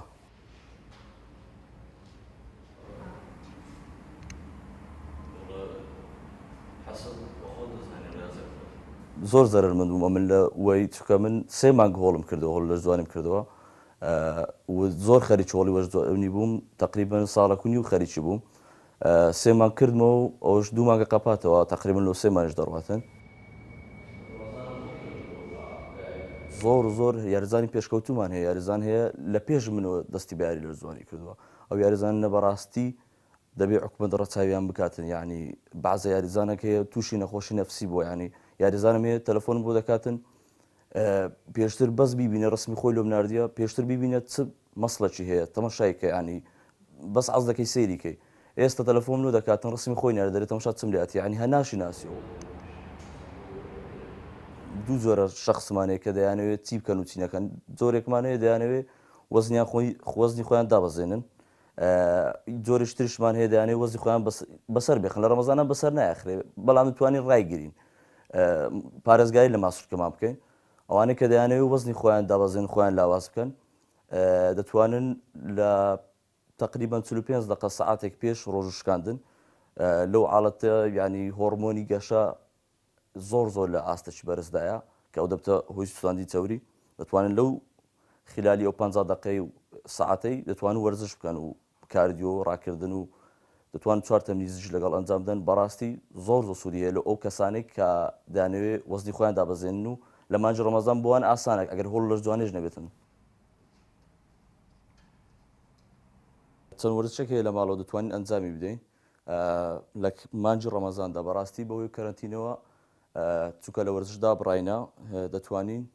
زۆرە وەرزشێک هەیە زۆرە سیستەمێکمانەیە توانین ئەنجام بدەین ئەو سیستەمە پێی دەوترێت ئایزۆمەتریک هۆڵت کە ئەو سیستەمە دەتوانی ئەگەر دڵبەسیش نەبی دەتوانی بە بەرد بیکەی بە هەر شتێکبی کە قورسایی هەبیتن قورسایە چکەمی شێوی کێشە نیە سیستەمەکە ئەوەیە تۆ ماسوولکەکە سەر دەکەی بە وەزنێکی کەم ماسوولکە ماندوو دەکەی خۆی ماسوولکە چۆن گەورە دەبێت ماندووبوون گەورە دەبێتن تۆ دەتوانی بەو سیستەما ماسوولکانت ماندوو بکەی و سەڕیان بکەی بەبێ ئەوەی وەزنێکی زۆریشت هەبێتن و تەنانەت دڵمەسیش دەبێت دەتوانی بە بەردیش بیکەی دەتوانی ئەو لاعیبانەی کە سەرەتا دەتوانن هەر بەبێ وەزنش بیکەن وارێ لۆ مانجی ڕەمەزان زۆر سیستەمێکی چاکە بەڕاستی ئێستاش ئەنجامی دەدەین ئێمە دوو دڵمەسمان هەیە سەرەتا لە تەمرینی ڕان دەست پێ دەکەین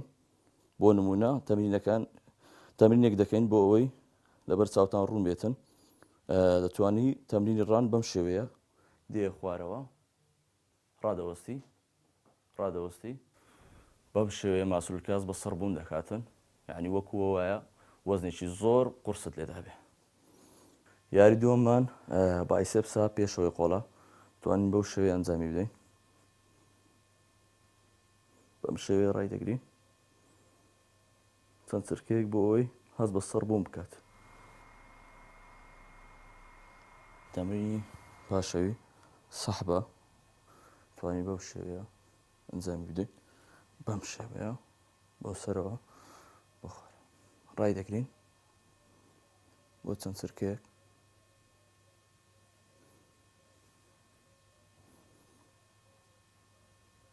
بەم جۆرە ماسوولکە هەست بە سەربوون دەکات پارێزگاری لەش ینی ئەساسەکەی دەگەڕێتەوە بۆ خواردن خۆراک من هەموو جارێ لەگەڵ یاریزانەکانیش کێشەمە دەڵێم خۆراک تەنها خۆراک یعنی تۆ ئەگەر لە وەرزشیدا بڕێ ئەگەر خۆراکت ڕێک بیتن ینی پێی کێشی خۆت پرۆتینەکەت وەرگرت و ینی ماوەیەکی زۆر ناڵێ نایەتە خوارێ بەڵام بوو بەرچاوە نییە کە تۆ سەیری دەکەی بێت بۆ نوعی بێتە خوارێنە بەزەگە پرۆتینەکەی بابرێن بە مەزبوطی وەرگری چاوریەکە مەزبوط کاربەکە مەزبوط هەموو ینی سیستەمی خۆراکەکەت مەزبوط بیتن هیچ کێشەت نابیتن لەگەڵ ئەو ریاضەیە کەمێک فەرق دەکەی بەڵام بەو دەرەجەیە نییە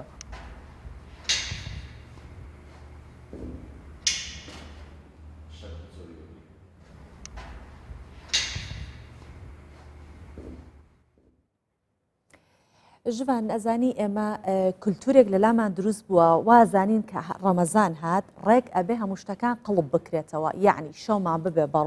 ڕۆژمان ببێ بە شەو واتە بە شەوە چالاکیمان هەبێت و بخۆین و بگەڕین و هات و چۆ بکەین نەخەوین بەڵام ڕۆژ هەمووی بە خەو بە ئیسراحەت بەسەربەرین ئەمەش زۆر کاریگەریکی یەکجاری ئەبێت لەسەر مێشک و دەمارەکان کاریگەری نەخەوتن و برسێتی لە ڕەمەزاندا لەسەر مێشک و دەمارەکان زۆر تەسیری ئەبێت هەرمە بەستێکی بابەتی کە ڕاستی خۆمەوە أنا بينو كباوش كت مضغطن جنزان كاريجري هندي سرقو بابەتی مەل سەر نوستنی ئەو کاریگەری توێ سەر مشکن هەمە ئەزێ مۆندیمە خەوامنات نا بابەتەکەمان لەسەرەوەی کە پێشێکە پرۆگرام دەست پێ بکات تۆ هەر باوێشکە لێدەی منشڵێم شوان باوێشک لێمەدە لەبەرەوەی کە من بتوانم ئەوەی ئۆتۆماتیکەیەکی بەردەمت باوێشک لێدا بەرامبەرەکەشە باوێش بجا هەر گرێدای وی بابەتی نوستنی و بێ بین کە ڕاهێنەری وەرسی ماشڵە لە شەکی ڕێکوپێک هەبی من ئەف پرزگرێکە ژیە هەی مثلا تایبەت گرێدا وەرسی ئەز بجم خودی حەز کرد هەی وەزێکی مۆرچێک مەز دەست بکەم خلاص بەس ناچی ناچ خودی حەز کرد هەی بناچ حتى انه كاز بيد تو زور كيشت كم صالة جبان تو زور كيشت هي لخو كيشت هي لورزش كيشت هي كاتا ميوانداري دكتور عزاد مان كردوا كا باسبورا لا نخوشيكاني مشكو دماركان اما كمال برسيارمان هي وبرساركاني جوان شعراستاكين بخير هاتي دكتور وانا استوديو زور سپاس جلب خيراتي رمضان و پیروز هر تندروز باش بن و پاشیوا خير و بركت بخير زور سپاس بو درفته هاتنی مانگی ڕەمەزان لە مسلمانان و هەموو کەسانی کە بە ڕۆژوو دەبن پیرۆز دەکەم هیوادارم سوود لەو دەرفەتە وەربگرن لە ڕووی تەندروستیەوە ئەوانەی کە مەرجی تەندروستیان تێدایە و دەتوانن بە ڕۆژوو بن سوودی لێ بن وە ئەوانەی کە مەرجی تەندروستیان تێدانیە و توانای بە ڕۆژووبوونیان نیە فشار نەخەنە سەر خۆیان و خۆیان تووشی مەترسی تەندروستی نەکەن بە شێوازی تر سوود لەو مانگە ببینن زۆر سپاس بۆ دەرفەت بەڵێ دکتۆر ئێمە باس و بابەتمان بۆ ئەوەیە کە بزانین چۆن ڕێخستن بۆ خەومان ئەنجام بدەین بۆ هەموو کەس بەتایبەتی بۆ بە ڕۆژوانان چونکە سیستەمی خەویان تێکەچێت و ڕێخستن نامێنێت نە لە خۆراکیان نە لە خەوتنیان تا چەند کاریگەری هەیە ئەگەر خەو ڕێک نەبێت بێگومان وەکو یەکێک لە پێداویستە گرنگەکانی مرۆڤ خەو خۆراک و ئاوە کە ئەوانە پێداویستی سەرەکی مرۆڤن و مرۆڤ ئەگەر ئەو باڵانسە تێک بچێت سروشتی ژیانی مرۆڤەکە تێک دەچێت بۆیە کاریگەری خەو کاریگەری ڕاستەخۆی دەبێت لەسەر لەشی مرۆڤ لەسەر جەستەی مرۆڤ و خۆراکیش بێگومان کاریگەری دەبێت کاریگەریەکە ئەوە دەبێت چالاکی ئەو کاتێک کە پێویستە کەسەکە کەسێکی چالاک بێت کاریگەری لەسەر جێبەجێکردنی چالاکی ڕۆژانە دەبێت لەسەر توانای تەرکیزکردنی کەسەکە دەبێت لەسەر توانای فێربوون یان توانای بیرکردنەوە یان توانای بڕیاردان یان توانای جەستەیی کەسەکە و توانای پشودانی کەسەکەش دەبێت بۆیە لە کاتی ڕەمەزان ئەگەر کەسەکە بەرنمەیەکی تایبەتی نەبێ و خۆ ئامادەکردنێکی نەبێ ئەو سایکڵە یان ئەو سوڕەی تێک دەچێت و هەموو بەرنامە و ئەوەی ژیانی ڕۆژانی تێک دەچێت دکتۆر دام بەحسە جداهەیە تەمەنام بکەین گشتی بەری هەیڤە ڕەمەزانی خۆت ڕەمەزانیشدا هەر تەمەنێکی بۆ تەمەنێکێدن نوستن و ڕێکخستن و سیستەمێ خەوێ نوستنی جدا یان ژیوێت هەمی وەکەیەک بخەون 7 ساعتن 8 ساعتن چۆیە بەپێی تەمەن نادەگۆڕێت عادەتەن ئەوانەی تا تەمەنی بچووکترە خەوی زیاتر دەخەوی پێویستی بە خەوی زیاترە و هەتاوەکو تەمەن گەورەتر دەبێت خەوەکە کەم دەبێتەوە بۆ نمونە لە منداڵان و ئەوانەی تازە 14 ساعت 14 کاتژمێر هەتاوەکو 7 کاتژمێر دەخەوێت بەڵام بە تێپەڕبوونی تەمەن ئەو کاتژمێرانە کەم دەبنەوە و بەرەو ئەو دەگاتە چەند 6 ساعت بۆ 8 ساعت و هەندێک کەسێ لەوانێ لە کەمتریش لە 6 ساعت بێ و شێوازی خەوەکەش خۆی خەو دەکرێتە چەند قۆناغێک قۆناغی یەکەم و قۆناغی دووەم و قۆناغی سێم دواتر کە پێ دەڵێن نەن ڕیم سلیپ و دوای ئەوە قۆناغی ڕیم سلیپ ڕەپید ئای موڤمنت لە قۆناغی یەکەم کەسەکە پێ دەڵێن خەواڵوو واتە نەخەوتووە بەس خەوێدی و خەواڵوە وەکو باوێش کات هەدنەوە و ئامادەکردن قۆناغی دووەم ئەوە پێدەڵێن خەوی سووک خەوی سووک چییە کەسەکە بە دەنگێکی نزم بە ڕووناکێک بە دەنگە دەنگێک بە دەست لێدانێک بە بەرکەوتنێک بە خەبەر دێت قۆناغی دواتر کە پێدەڵێن قۆناغی خەوی قوڵ دیپ سلیپ قۆناغی سێم کە ئەوە زۆر زۆر گرنگە کەسەکە دەکەوێتە خەوێکی قوڵەوە دوای ئەوە قۆناغی ڕەپید ئای موڤمنت کە قۆناغی چوارەمی پێ دەڵێن کە ئەو چەند لە هەر قۆناغێکیشدا گۆڕانکاری لە ناو لەشی مرۆڤدا بۆ نمونە لە قۆناغی یەکەمدا لێدانی دڵخێرا دەبێت و هەرنگی گۆڕانکاری لە جەستدا لە قۆناغی دووەمدا کەسەکە کەسێکی هەستیارە و جستەکەی جستەی ماندووە لە قۆناغی سێمدا لەش چۆن دەڵێ پشوو دەدات پشوویەکی ڕێک دەدات کە ئەو قۆناغە زۆر گرنگە جەستە خاو دەبێتەوە لە قۆناغەکەی دواتر مێشک منتال ریلاکسیشن دەبێت مێشک پشوو دەدات و هەندێک گۆڕانکاری لە فشاری خوێن و لە لێدانی دڵ و هەندێک گۆڕانکاری جەستەدا واتە هەموو قۆناغەکان تاواکاریەکترن عادەتەن لە منداڵاندا قۆناغی سێمی زۆرە قۆناغی خەوی قوڵ کە لەو کاتەدا منداڵەکە ئەوەی میز بەخۆیدا دەکات و یان قسە دەکات کاتی کە قسە دەکات یان دەجوڵێت دەڕوات ئەو کەسێک کە دەڕوات لە خەودا دەڕوات ئەو لە قۆناغی سێمدایە کە قۆناغی خەوی قوڵە کەسەکە هیچ ئاگای لە خۆ نییە لە ئەوەیە لە خۆناغی سێمدا عادەتەن ئەوانە لە تەمەنی منداڵان خەوی قوڵ زۆرە و لە بیدایەتی خەو لە بیدایەتی مەسەلەن کاتژمێرەکانی خەو بڵێن کاتژمێر 9 ئەوانە چەند لە بیدایەتەکەی خەوی قوڵی زیاترە بە تێپەڕبوونی کات خەوی قوڵەکە کەم دەبێتەوە دەچێتە سەر ڕەپید ئای موڤمنت ینی سوود بینین لە خەوی قوڵەکەی کەم دەبێتەوە هەتاوەکو کاتژمێرەکانی خەو زیاتر بێت خەوی قوڵەکە کەم دەبێتەوە زیاتر قۆناغەکانی کە درێژن و بە تێپەڕبوونی کاتیش تەمەنیش خەوی قوڵ کەم دەبێتەوە و زیاتر دەبێتە ڕەپید ئای موڤمنت و ئەوەی قۆناغەکانی کە زیاتر دەبێت بە تایبەتی قۆناغی دووەم کە قۆناغی دووەم پێ دەڵێن خەوی سووک ینی بە دەنگێکی کەم بە حرەکێکی کەم پێداویستێکی کەم بە خەبەر دێت بەڵێ دکتۆر گرنگی خەو لەوە جایەکە هەموو چالاکیەکانمان بۆ سبینێ ڕیستار دەکاتەوە ئەتوانین هەستینەوە چالاکیەکانمان ئەنجام بین ئەمێ پرسیارەکە بەم شێوە بکەم خەڵک بە هەڵە تێنەگات بڵێم ڕەمەزان وا بکات کە ئێمە خەومان بشێوێت نا ئێمە بەهۆی تەکنەلۆژیا و ئەم گڵۆپانەی کە هەیە و شەومان ڕێک بووە بە ڕۆژ خەڵک ناخەوێت بە ڕەمەزانان چی بکات کە خەوی جاری جارانی بۆ بگەڕێتەوە چ ڕێنمایەک هەیە پێشتر گرنگتریشت پێش ئەوەی کە ڕەمەزان بێ خۆی بۆ ئامادەکە بە تایبەتی ئەوانەی کە جگەرە دەکێشن و ئەوانەی کە چاو قاوەیەکی زۆر دەخۆنەوە لەبەرەوەی ئەو جگەرە و چاو قاوە مادەی کافاینیە تێدا مادەی نیکۆتین و کافاین کە ئەوانە پێیان دەڵێن سێنە ستیمولانت واتە مادەی وریاکەرەوە عادەتەن ئەو مادانە بۆ ماوەی چەند کاتژمێرێک کاریگەریان دەبێت حەوت کاتژمێر هەشت کاتژمێر کاریگەریان دەبێت بۆیە ئەو کەسانی کە دەیانەوێت بەڕەم لەم ڕەمەزان بەڕۆژ بن پێشتر هەوڵدەن بەکارهێنانی جگەرە و چاوقاو و ئەوانەی کە مادەی کافاین و نیکۆتیندا کەم بکەنەوە بڕەکەی کەم بەکار بکەنەوە کەمتر بەکاربێنن بۆیە ئەو کاتانی کە بەڕۆژوونە لە ڕەمەزانەندا هەوڵدەن چەند کاتژمێرێک پێش ئەوە چاوقاو ئەو ئەوانە کەم بکەنەوە بۆ ئەوەی زوو خەیان لێ بکەوێت کەواتە یەکەم مەرجە ئەوەیە هەوڵدەن مادە وریاکەرەوەکان ئەوانەی کە وریای دەکەنەوە چەند کاتژمێرێک بەر لە خەو بەکاری صابت بەخۆر ناچۆیل پۆشیڤێ گەلک ناوە معقولە بەڵێ بەس هەمی چۆیڤات خۆ ئەرەوەڵە باش نییە و ئێوارانیش هەوڵدەن چەند کاتژمێرێک پێشەوەی بخەون چاوقاوەی کەم بخۆنەوە لەبەرەوەی ئەو مادانە کاریگەریان هەیە سێنە ستیمولانت واتە وریاکەرەوەنە چەند کاتژمێرێک کاریگەری دەمێنێت ئەو کەسە خەوی لێ ناکەوێت بۆیە گرنگە دووەم حاڵەت کە ئێستا سەردەمی تەکنۆلۆژیا و سەردەمی بەکارهێنانی ئامێرە تەکنۆلۆژیەکانە مۆبایل و ئایپاد و تەلەڤیزۆن و کۆمەڵێک ئەو دەستگانە کە بەکاردێنن ئەوانش کاریگەریان هەیە بۆ ماوەی دوو کاتژمێر زیاتر کاریگەریان دەمێنێت بۆ نمونە ئەگەر من کاتژمێر هەشت مۆبایل بەکارهێنابێت تاوەکو کاتژمێر 10 و 11 کاریگەری ئەوە بوو لەبەرەوەی ئەو سەرچاوە ئەلکترۆنیانە بە شێوەی شەپۆلی کارمگناسی ژەکەن بە شێوەی شەپۆل کار دەکەن مێشکیش بە شێوەی شەپۆل کار دەکات کەواتە شەپۆلی ئەو دەستگا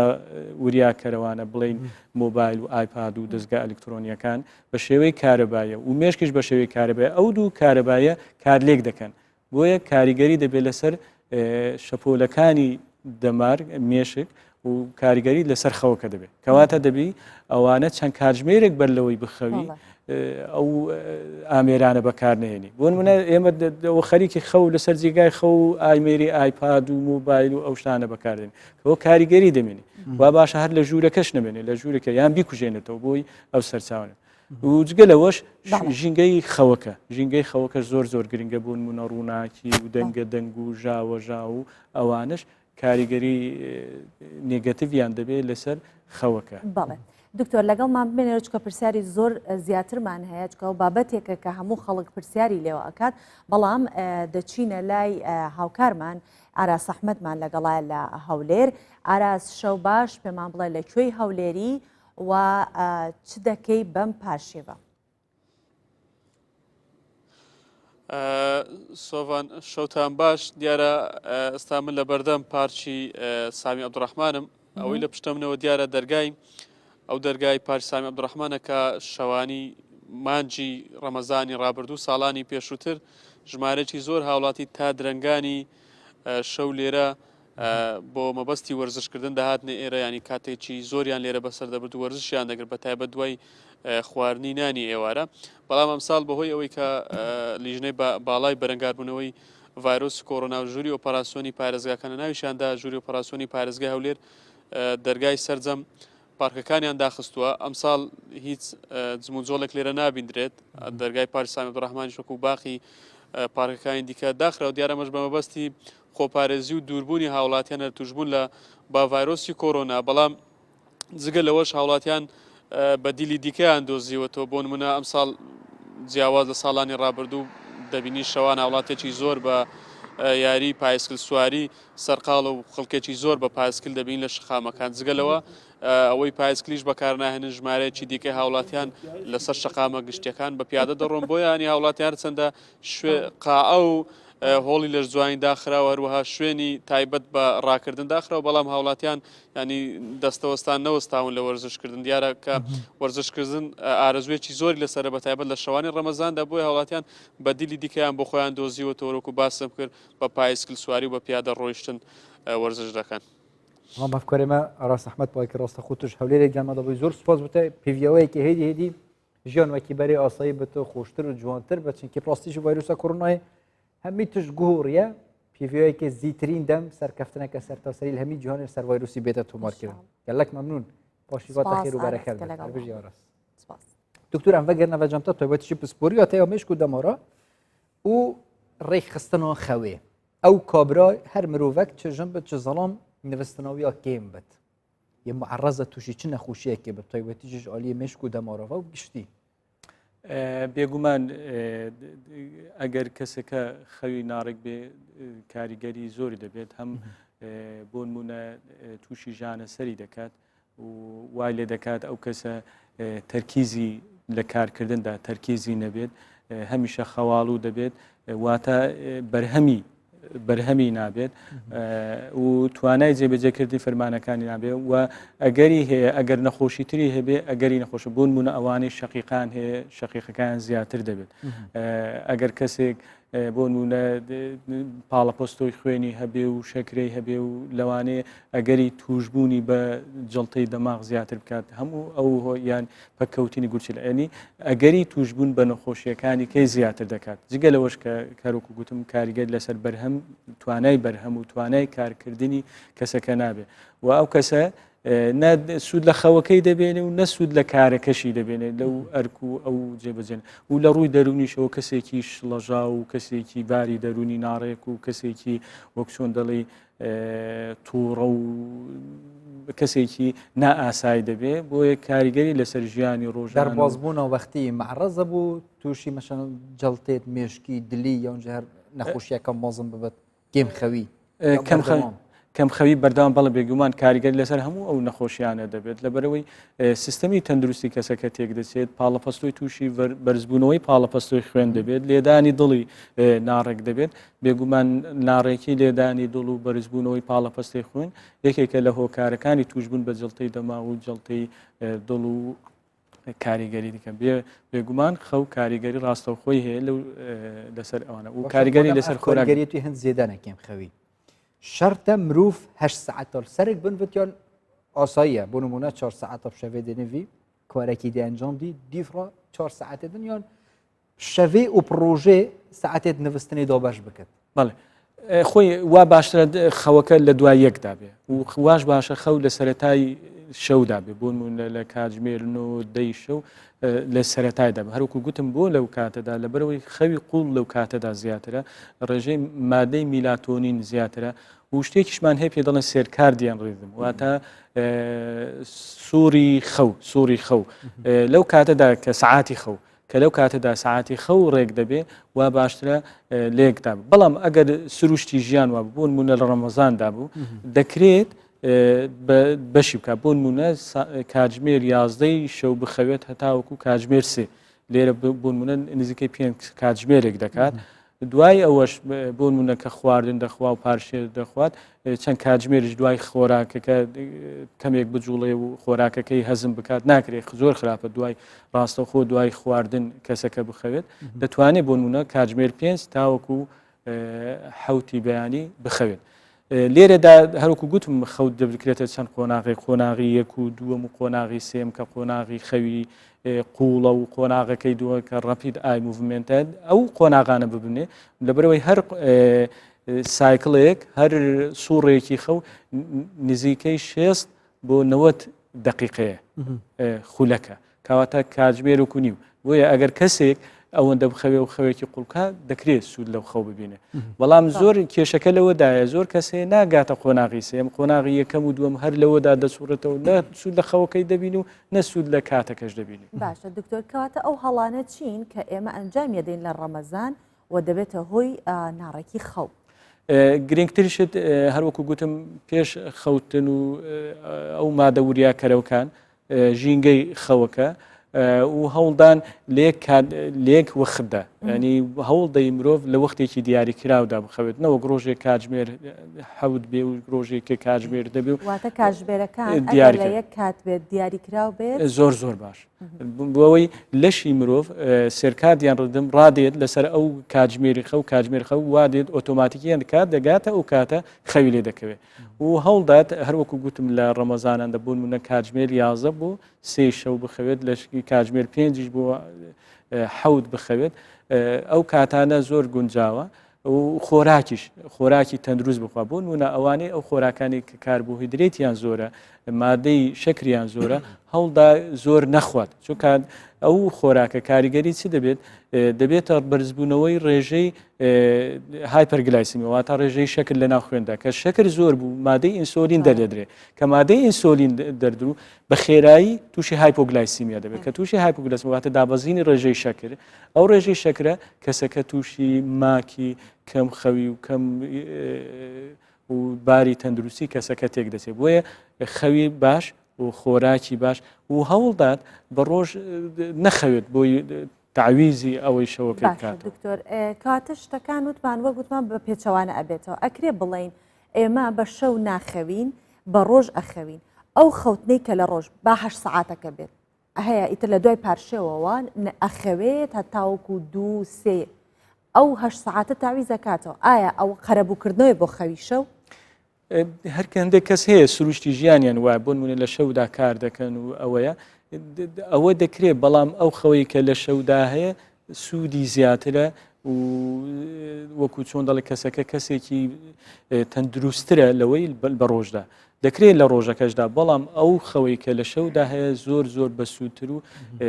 باشترە لە کەسەکە بەمەرجێک چونکە زۆر جار هەیە لە ڕۆژێشدا کە ئەو کەسە دەخەوێ و چاوەڕی خەو دەکە ناخەوێ ناگاتە قۆناغی خەوی قوڵ زۆر گرنگە هەروکو گوتم بگاتە خەوی قوڵ و بگاتە ڕەپید ئای موڤمنت بۆ نمونە کەسەکە لەسەر جێگای خەو چاوەڕی خەو دەکە و نەدەخەوێت و نەخەویش لێ دەکەوێت ئەوە بۆیە وا بکرێ وا باشترە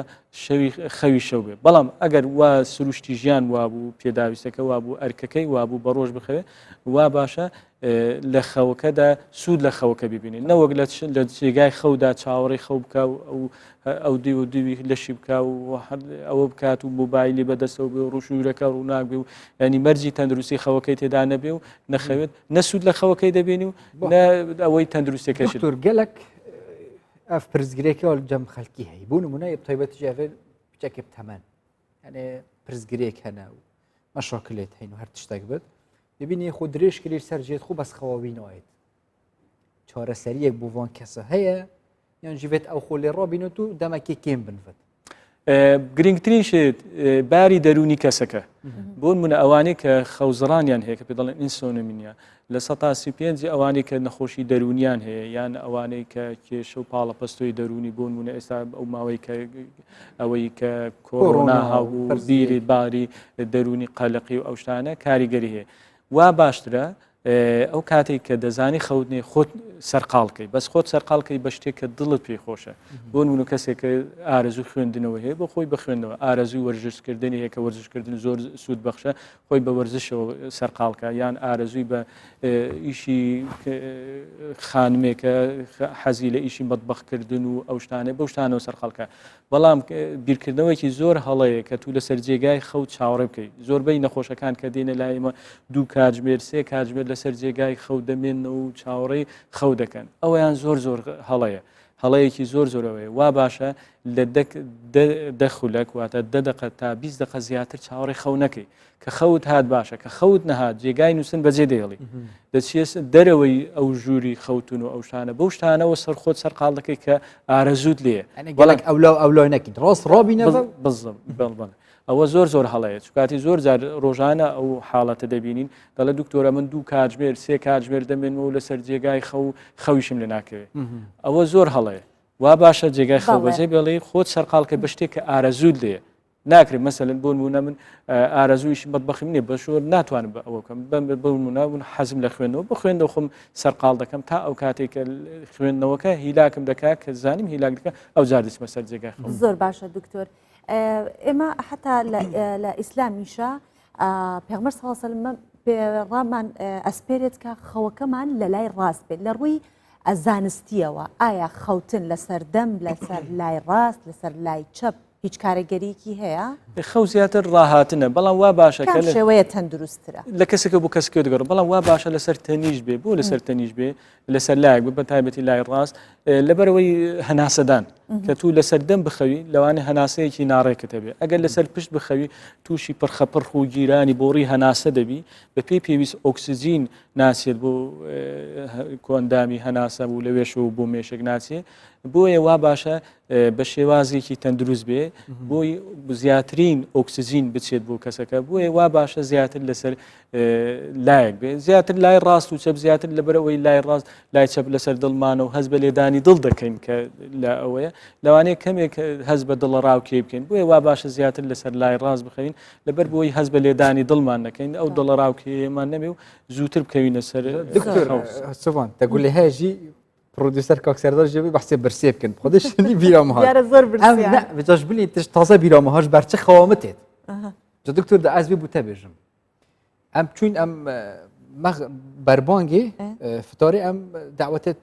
برادرکی مکاک بیاری بین اوجی برودوسر الویره گل خورن چکر بین دست توی خوش بن صلافه که طیبت بویل ویره ساوار جی چکر بین بله من ساوار خورش نی بیرام هاتت از یوصی علم تیم وقتی از ساوارت خوم یان جی پیوازا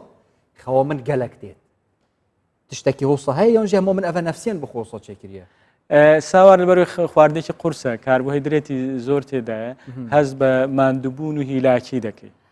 بۆیە زیاتر هەز بە خۆ زۆر تێر بووە بەس باسی برسێتی بۆ بکە دیارە تۆ زۆر تێربیتە لە تێریان نەتوانێت بەڵام برسێتی و خەو کاریگەریان هەیە لە سەریەک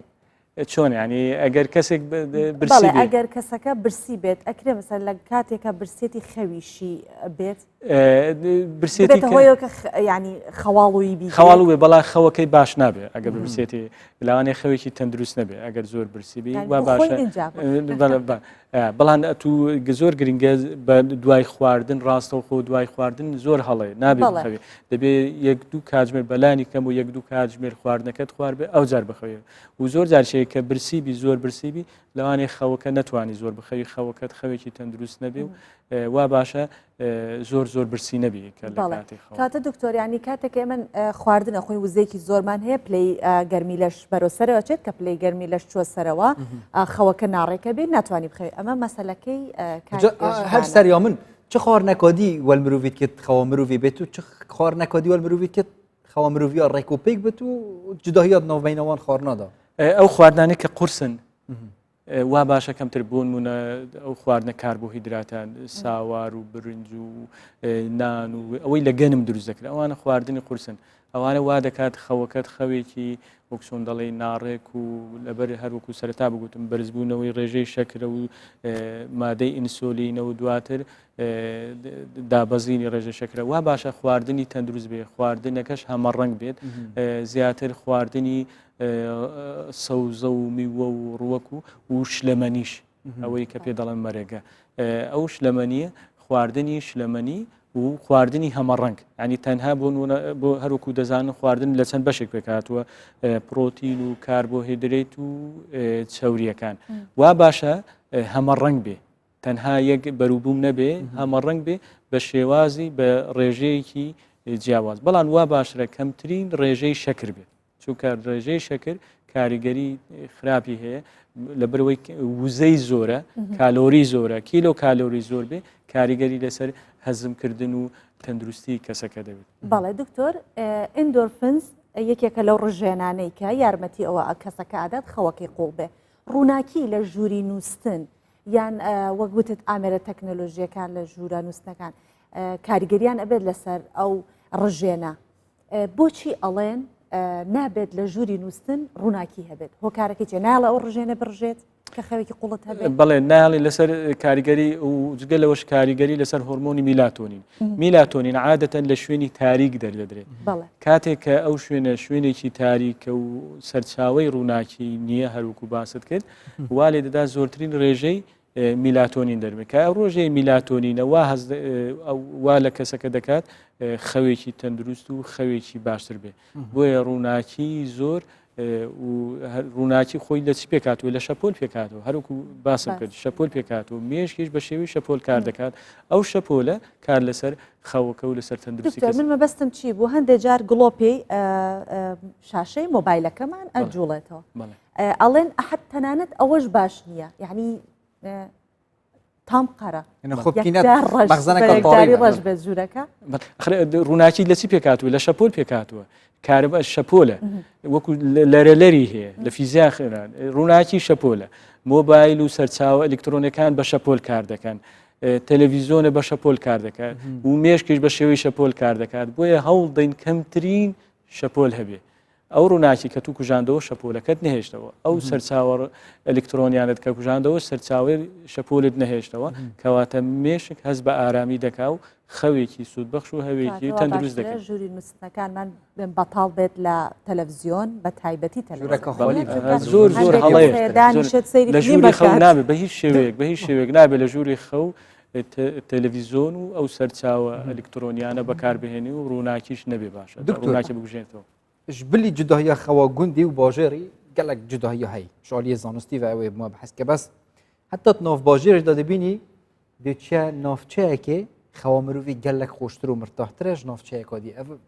چ مەسەلە ئەوە ژینگەیە زیاتر ئەو شوێنە کە دار و درەختی زۆر لێبێ بخۆ دەزانی دار سەرچاوی CO2 واتە دوانۆکسیدی کاربۆن وەردەگرێت و ئۆکسسیژین دەداتەوە هەر شوێنێک بۆ نمونێت لە گوندە یان شوێنێک گەڕێکێک کە قەرەباڵغی کەمە و ئیزدیحامی کەمە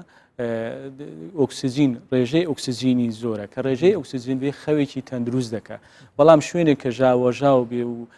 قەرەباڵغی زۆر بێ و بۆ نمونە ژینگەکەی ناڕێک بێ ژینگە جا کارگەیە یان ئۆتۆمبیلە هەر شتێک بێ ڕێژەی ئۆکسسیژین کەم دەبێت دانانە گولا ژوورە نووسنی و مساعدە بوو خەوا مرۆڤی خۆشتر بەڵێ ڕووەک و لەبەرەوەی ڕووەک پێچەوانی مرۆڤە ئۆکسسیژین دەداتەوە و دوانۆکسیدی کاربۆن دەمژێ مرۆڤیش دوانۆکسیدی کاربۆن دەدا و پێویستی بە ئۆکسسیژینە چەند ئەو دار و درەختە زۆر بێت ڕێژەی ئۆکسسیژین زۆر دەبێت چەند ڕێژەی ئۆکسسیژین زۆر بێت خەوێکی تەندروست و خانەکانی مێشک لەبەرەوەی مێشک پێویستی بە ئۆکسسیژینە تەندروستتر دەبن ئەو کەسە تەمەنی درێژ دەبێت چالاک دەبێت و توانای ژیانی ڕۆژانەی زیاتر دەبێت و لەوانەیە دوو کاتژمێر کە لە شوێنێکی تەندروست بخەوی باشترە لەوەی لە 8 کاتژمێر 10 کاتژمێر لە شوێنێکی ناتەندروست بخەوی لەبەرەوەی ڕێژەی پێویستی ئۆکسسیژین ناچێت بۆ کۆ ئەندامی هەناسە و لەوێشەوە بۆ کۆ ئەندامەکانی کە لە ناو یاندا کۆندامی مێشک و دەمار. بەڵێ دکتۆر هەرچەند من پرسیارێکم هەیە لە پسپۆڕایەتی جەنابەت نییە بەڵام بە هۆی ئەوەی کە مێشک و دەمارەکان پەیوەندێکی تایبەتیان بەخەو هەیە هەندێک ڕاهێنان هەیە وەکو ڕاهێنانی 7-11 برێڤ ئەکسەرسایز ئەکرێت مەسەڵەن یۆگا ئەمانە کاریگەریان لەسەر خەو هەبێت بێگومان کاریگەری زۆر باشی هەیە ئەو ڕاهێنان و وەرزشانە دیارە دوو کاریگەری زۆر یەکەمیان بەلانی دەرونیە هەست کەسەکە هەست بەلانی دەرون لەبەرەوەی هۆکاری هەرە سەرەکی ئەوەی کە خەوزڕاندن و کەسەکە باری دەرونی کەسەکەی پێش خەوتن کە تو کەسەکە باری دەرونی ئارام بێت و کەشێکی ئارام بێ زوو دەچێتە ناو خۆناغەکانی خەوی لێ دەکەێت بەڵام ئەگەر کەسەکە باری دەرونی ناجێگیر بێ و دوودڵ بێ ئەوە سوود لە خەوکە نابێت و ناچێتە ناو قۆناغەکانی خوێندن ئەوە خاڵی یەکەم خاڵی دووەمیش ڕێژەی ئۆکسسیژینە ئەو وەرزشانە وا هەز دەکەی ماسوولکەکان گرژ دەبن پێویستیان بە خوێنی زیاترە خوێنی زیاترش پێویستیان بە ئۆکسسیژینی زیاترە کەواتە ئۆکسسیژینی زۆر دەچێتە ناو کۆ ئەندامی هەناسە لەوێشەوە دەچێتە ناو سووری خوێن و لەوێشەوە دەچێتە ناو کۆ ئەندامی مێشک و دەمارە بۆیە کارێکی زۆر باشە زۆر سوود بەخشە هەوڵ دەین بە شێوازی وەرزشکردن و بە شێوازە هەر یۆگا یان هەر جۆرە وەرزشێکی هەیە سوود لەو وەرزشانە بێنین لەبەر ئەوەی زۆرترین ڕێژەی ئۆکسسیژین و دەرونی ئارامی دەرونیمان پێدەخشێت ئەوەش کاریگەری باشی دکتۆر لەگەڵ ئەوەشە گوێگرتن لە میوزیکە میدیتیشنەکان ئەوانە چی ئەوانە سوودیان ئەوەش ئارامی دەرونیە بەڵام ئەوانە نەبێت کە سەرچاوی ژاوەژا و بەڵێ هەندێکیان هەیە بەس شەپۆلی ئاو ئەوانەیە ئەوانە ژاوەژا و بێزارکردن یان شتێک بێ کە باری دەرونی ناڕێکە مەسەلەن ئەتوو لە ناو ئەوەدا دەستکەی بە گریان و دەستکەی چۆن دەڵێ باری دەرونی خۆنال بەڵام ئەوانەیە کە هەز دەکەی باری دەرونیت ئارام دەکات و بێگومان کاریگەری باش و کەسەکە کە باری دەرونی ڕێ خەوەکەی باش دکتۆر گرێدای پسپۆریەتەیە یعنی مێشک و دەمارە تایبەتیش هەیڤ ڕەمەزانێدا چ نەخۆشیەکە مێشک و دەمارە بووی قەدەغەیە ڕۆژیە بگرێت دا حالەتەویە تەندروستی خراپتر لێ نایێت بڵێ سپاس بۆ پرسیارە دیارە ئەوەی کە پەیوەندی بێمە چەند نەخۆشیە کە پەیوەندی بە کۆندا مێشکرد بوون منە ئەوانەی کە جەڵتەیان هەیە ئەوەی کە سەکتەی مێشکیان هەیە ئەوانە ئەگەر لە ماوەی 3 بۆ 6 مانگ تووشی جەڵتە بووبن جاچە خوێن بەربوونیان خوێن ئەو پژانی خوێن ئەوەی کە پێ دەڵێن ئیسکیمیا هەر کارێکیان نابێ بە ڕۆژ بن ینی نەخۆشێکمان هەیە لە مانگی 3 لە مانگی 4 جڵتەی لێداوە نابێ بە ڕۆژوو بێ ئەوانەی کە لە ماوەی 3 بۆ 6 مانگ تووشی جڵتە بوو نابکردن ئەوانەی کە چەند کۆمەڵێک نەخۆشیانە بوون منە نەخۆشی دڵی هەیە و شەکرێ هەیە و لە ناویشیدا نەخۆشی جڵتەی هەیە ئەوەشیان نابێ بە ڕۆژوو بێت ئەوانەی کە کۆمەڵێک دەرمان بەکاردەهێنن و لەوانەیە کە دەرمانەکە وا پێویستە ڕۆژانە 3 جار یان چەند جار بەکاری بهێنی ئەوانش نابێ بە ڕۆژی بن ئەوانەی کە ئەوەی باری ئەوەی جڵتە ئەوانەی کە نەخۆشی فێ پەرکەم سەرعیان هەیە ئەوانش ئەگەر چەند دەرمانێک بەکاربێنن پۆلیسێڕەپی واتە زیاتر لە 2 دەرمان بەکاربهێنن ئەوانش نابێ بە ڕۆژ بن و ئەو کەسەی کە سەرعی هەیە لە کەمتر لە ماوەی 3 مانگ تووشی سەرعبوو بێت بۆ نمونە لە مانگی 4 لە مانگی 3دا تووشی سەرعبوو بێت ئەوەش نابێت يعني زێدەتر بێت پرزگرێکی نەبوو نمونە بەری 5 هەیڤۆ تووشی سەرعبی یانژی ئەوێ جەڵتە دلی یانژی مێشکی بەری 6 هەیڤۆ بەڵام مەرجی دیکەشمانێ وەکوتمان دەبێ بۆ نمونە ئەوەی جەڵتەکە نەخۆشی زەخت و شەکرە و نەخۆشی دڵی هەبێ کۆمەڵێک نەخۆشی هەبێ ئەو کەسە نابێ بە ڕۆژ بێ یانیش بۆ نمونە زەختەکەی کۆنتترۆل نییە شەکرەکەی کۆنتترۆل نییە یان دەرمان کۆمەڵێک دەرمانی هەیە لەو حاڵەتەشدا نابێ بە ڕۆژوو بێت واتە دەبێ ئەو حاڵەتانەی هەم زەخت و شەکرە و نەخۆشی دڵەکەی کۆنتترۆل بێ هەمیش دەرمانەکانی بە شێوازێک ڕێک بخرێت کە کاریگەری نەبێت لەسەر دەرمانەکە بۆ نمونە ئەوانەی کە نەخۆشی سەرانێ هەیە ڕۆژانە 3 جار بەکاردێنی ئەتوش کە ڕۆژانە هەر کاتژمێر نەتوانی بن نابێ بە ڕۆژ بۆ ئەوە بەو نەخۆشیەکانی کە ئەوانی سەرێشە و شەقیقان هەیە دەتوانن بەڵام وا باشە بە شێوازی خواردنی تەندروست شلەمەنی زۆر بخۆن خۆراکیش هەوڵدەن لە جیاتی ئەوەی 2 جار خۆراک بخۆن بخەنە 4 جار خواردنێکی کەم بە نێوانێکی کەم و شلەمەنی زۆر خۆن بۆ ئەوەی دەتوانن بە ڕۆژ بن بەڵێ زۆر سپاس دەکەین دکتۆر ئازاد حوسێن پزیشکی پسپۆڕی مێشک و دەمار ئەم شەو لەگەڵمان بوو لە ستۆدیۆی پاشیر زۆر سپاس بۆ زانیاریەکانت زۆر سپاس بۆ خودی خێرا بنوێ سوتۆ ڕەمەزانەوە خێر و بەرەکەت و پاشیڤەوە خێر و بەرەکەت بۆ هەر تەندروست باش بن زۆر سپاس هیوای تەندروستێکی باش بۆ ئێوە و هیوای سەرکەوتن بۆ و هیوای تەندروستی بۆ بینەرانشتا لەک من هەر بژی دکتۆر سۆڤانڤێجا ئەم دێنوکە بەحسە دیسا کۆڕۆنایە و کاریگەریەوەی سەر ڕەمەزانێ تایبەتیژی وڵاتێت مسلماناکین ئەنی هاف ئەوەی زۆربەی وڵاتێت ئیسلامێ چارچێڤە ڕێکارێن بەرەنگاربوونەوە یعنی ڤایرۆسا کۆڕۆنای گەلک وڵاتی دیژی وەکی هەرێما کوردستانێ وەراخەژێ بگشتی یعنی ڕێکارێن تون گرتینە بەرداک و ڤایرۆسا کۆڕۆنای نەبەڵاوبەت ئەس بارم وێجارێ دە بەرەف مزگەفتێت تورکیەوە چین مزگەفتی تورکیەژی وەکیەوە دیار تایبەتیژ ڕەمەزانێدا ڕەوشەکە گەلەکە جان دەتە وی وڵاتی ئەم پڕن هەم دەمێ بەربانگیژی فتارە دن لێ ji ber koronayê ev sala mizgeftê Tirkiye girtîne ne terawih tê direkirin ne jî xwarinê dine kesên pêtivî ku yani remezana wara rewştir kevit û xêr û bereketê zêdetir bin lê ser rayên dîj da xêr û bereketê remezanê her hene heta eger dergehê mizgefta jî girtî bin beref Tirkiye ve biçîn bizanî ka remezana ev sala gel remezana par بەڵام پێش ئەوەی کە بڕۆین با باسی ئامارەکانیشیان بکەین کە ئەڵێت بە پێی ئامارەکانی ئەو مزگەوتانی کە لە تورکیا هەن خەڵکێکی زۆر لە ئەو کەسانی کە کەم دەرامەتن هەژارن لە مزگەوتەکانی ئایا سۆفیا و مزگەوتەکانی ناو تورکیا بە تایبەتی ئەو مزگەوتانی کە زۆر بەرچاون و خەڵکێکی زۆر سەردانیانەکە لەوێ خواردنیان دەخوارد و لەوێ بژەوی بەستکە تشتێکی دیە هەی بۆوان فەقیرات بنە بەردەرگەهێ بەڵێ ئێستا بەڵێ بچینە ناو راپۆرتەکەمان و ببینین کە ئێستا چیان کردووە لە بری ئەوەی کە پاردەیان کرد یا الله پاشی بێ بەرەف تورکیە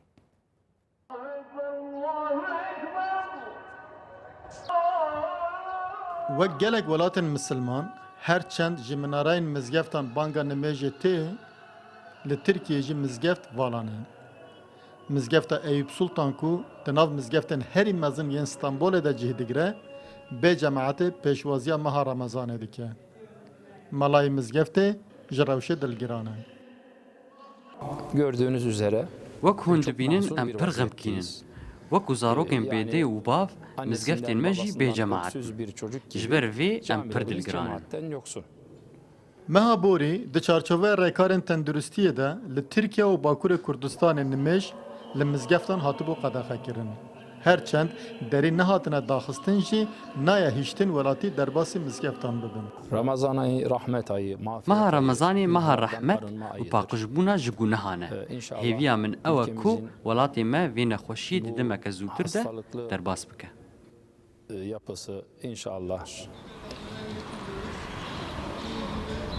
Li aliyê din Wezareta Navxwe jî vedana konên fitarê qedexe kir ku bi vê xwarin li kesên mihtaj dihat dayîn. Li gor amarên Wezareta Tenduristiya Tirkiye rojane hezaran kes bi vayrosa korona dikevin û hejmara pêketiyan 100,000 derbas kiriye. Rêjeya pêketinê jî herî zêde li Stenbolê ye.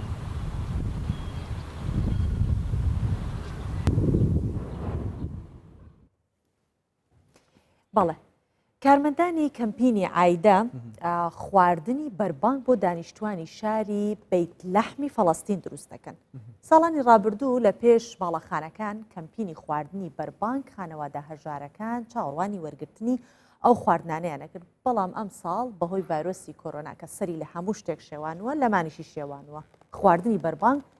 دەچێتە بەردەرگار بەس بەعکسەوە سەری لیان نەشێواندوە زۆر باشتر ئەمان ناچنە دەرەوە خواردنەکەیان بۆ دێت مرۆڤ خێرکەرەکەیان کوردی بژێت هەکە پیرە خێرکەر بێت خودبەت مشەنە ئەڤژیت خێرکەرن خواردنەبریە بەردەرگی بەرە فڵەستین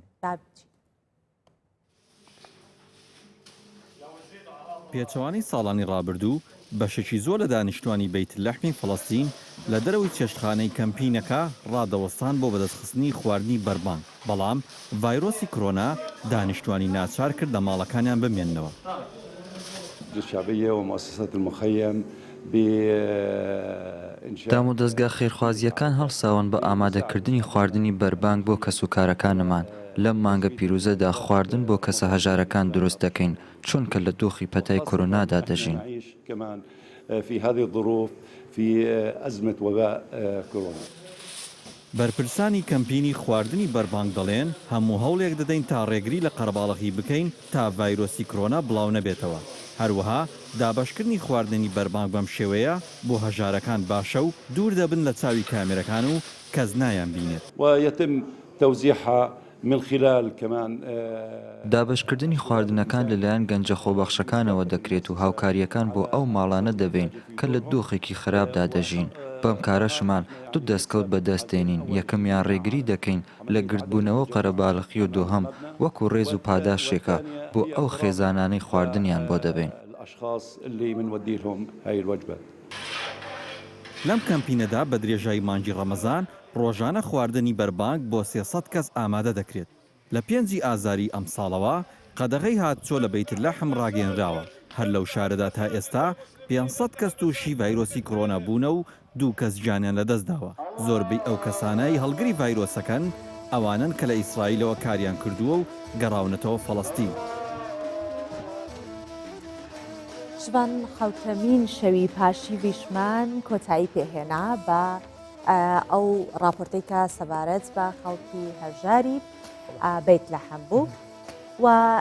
ئەم شەو هەڵمادا زۆرترین زانیاری سەبارەت بە خەو ڕێکخستنەوەی و هەروەها خێر و چاکەکانی شەونێژ کە چەندێک ئێمە خێرمان دەگات کە شەونێژ بکەین بۆ ئێوەی ئازیز کە تا ئەم ساتە وەختە بینەر و بیسەری ئێمە بوون لەگەڵمان بوون زۆر سپاستانەکەین من و شوانیش ئێستا هەر لێرەوە کە کۆتاییمان پێناچین خوارێکی پۆشی بێ دەخوین پۆشیواژی خێر و بەرەکەت و سەحەت بێت خوددا ڕۆژی نوێژێت و قبیل کێت و شەوە کۆدیژی خوددا حەز کردیش تۆ ساعت 1 دەینە خزمەتەوە ئینشاءالله بەخواتانە سپێری و سەلامات خاتان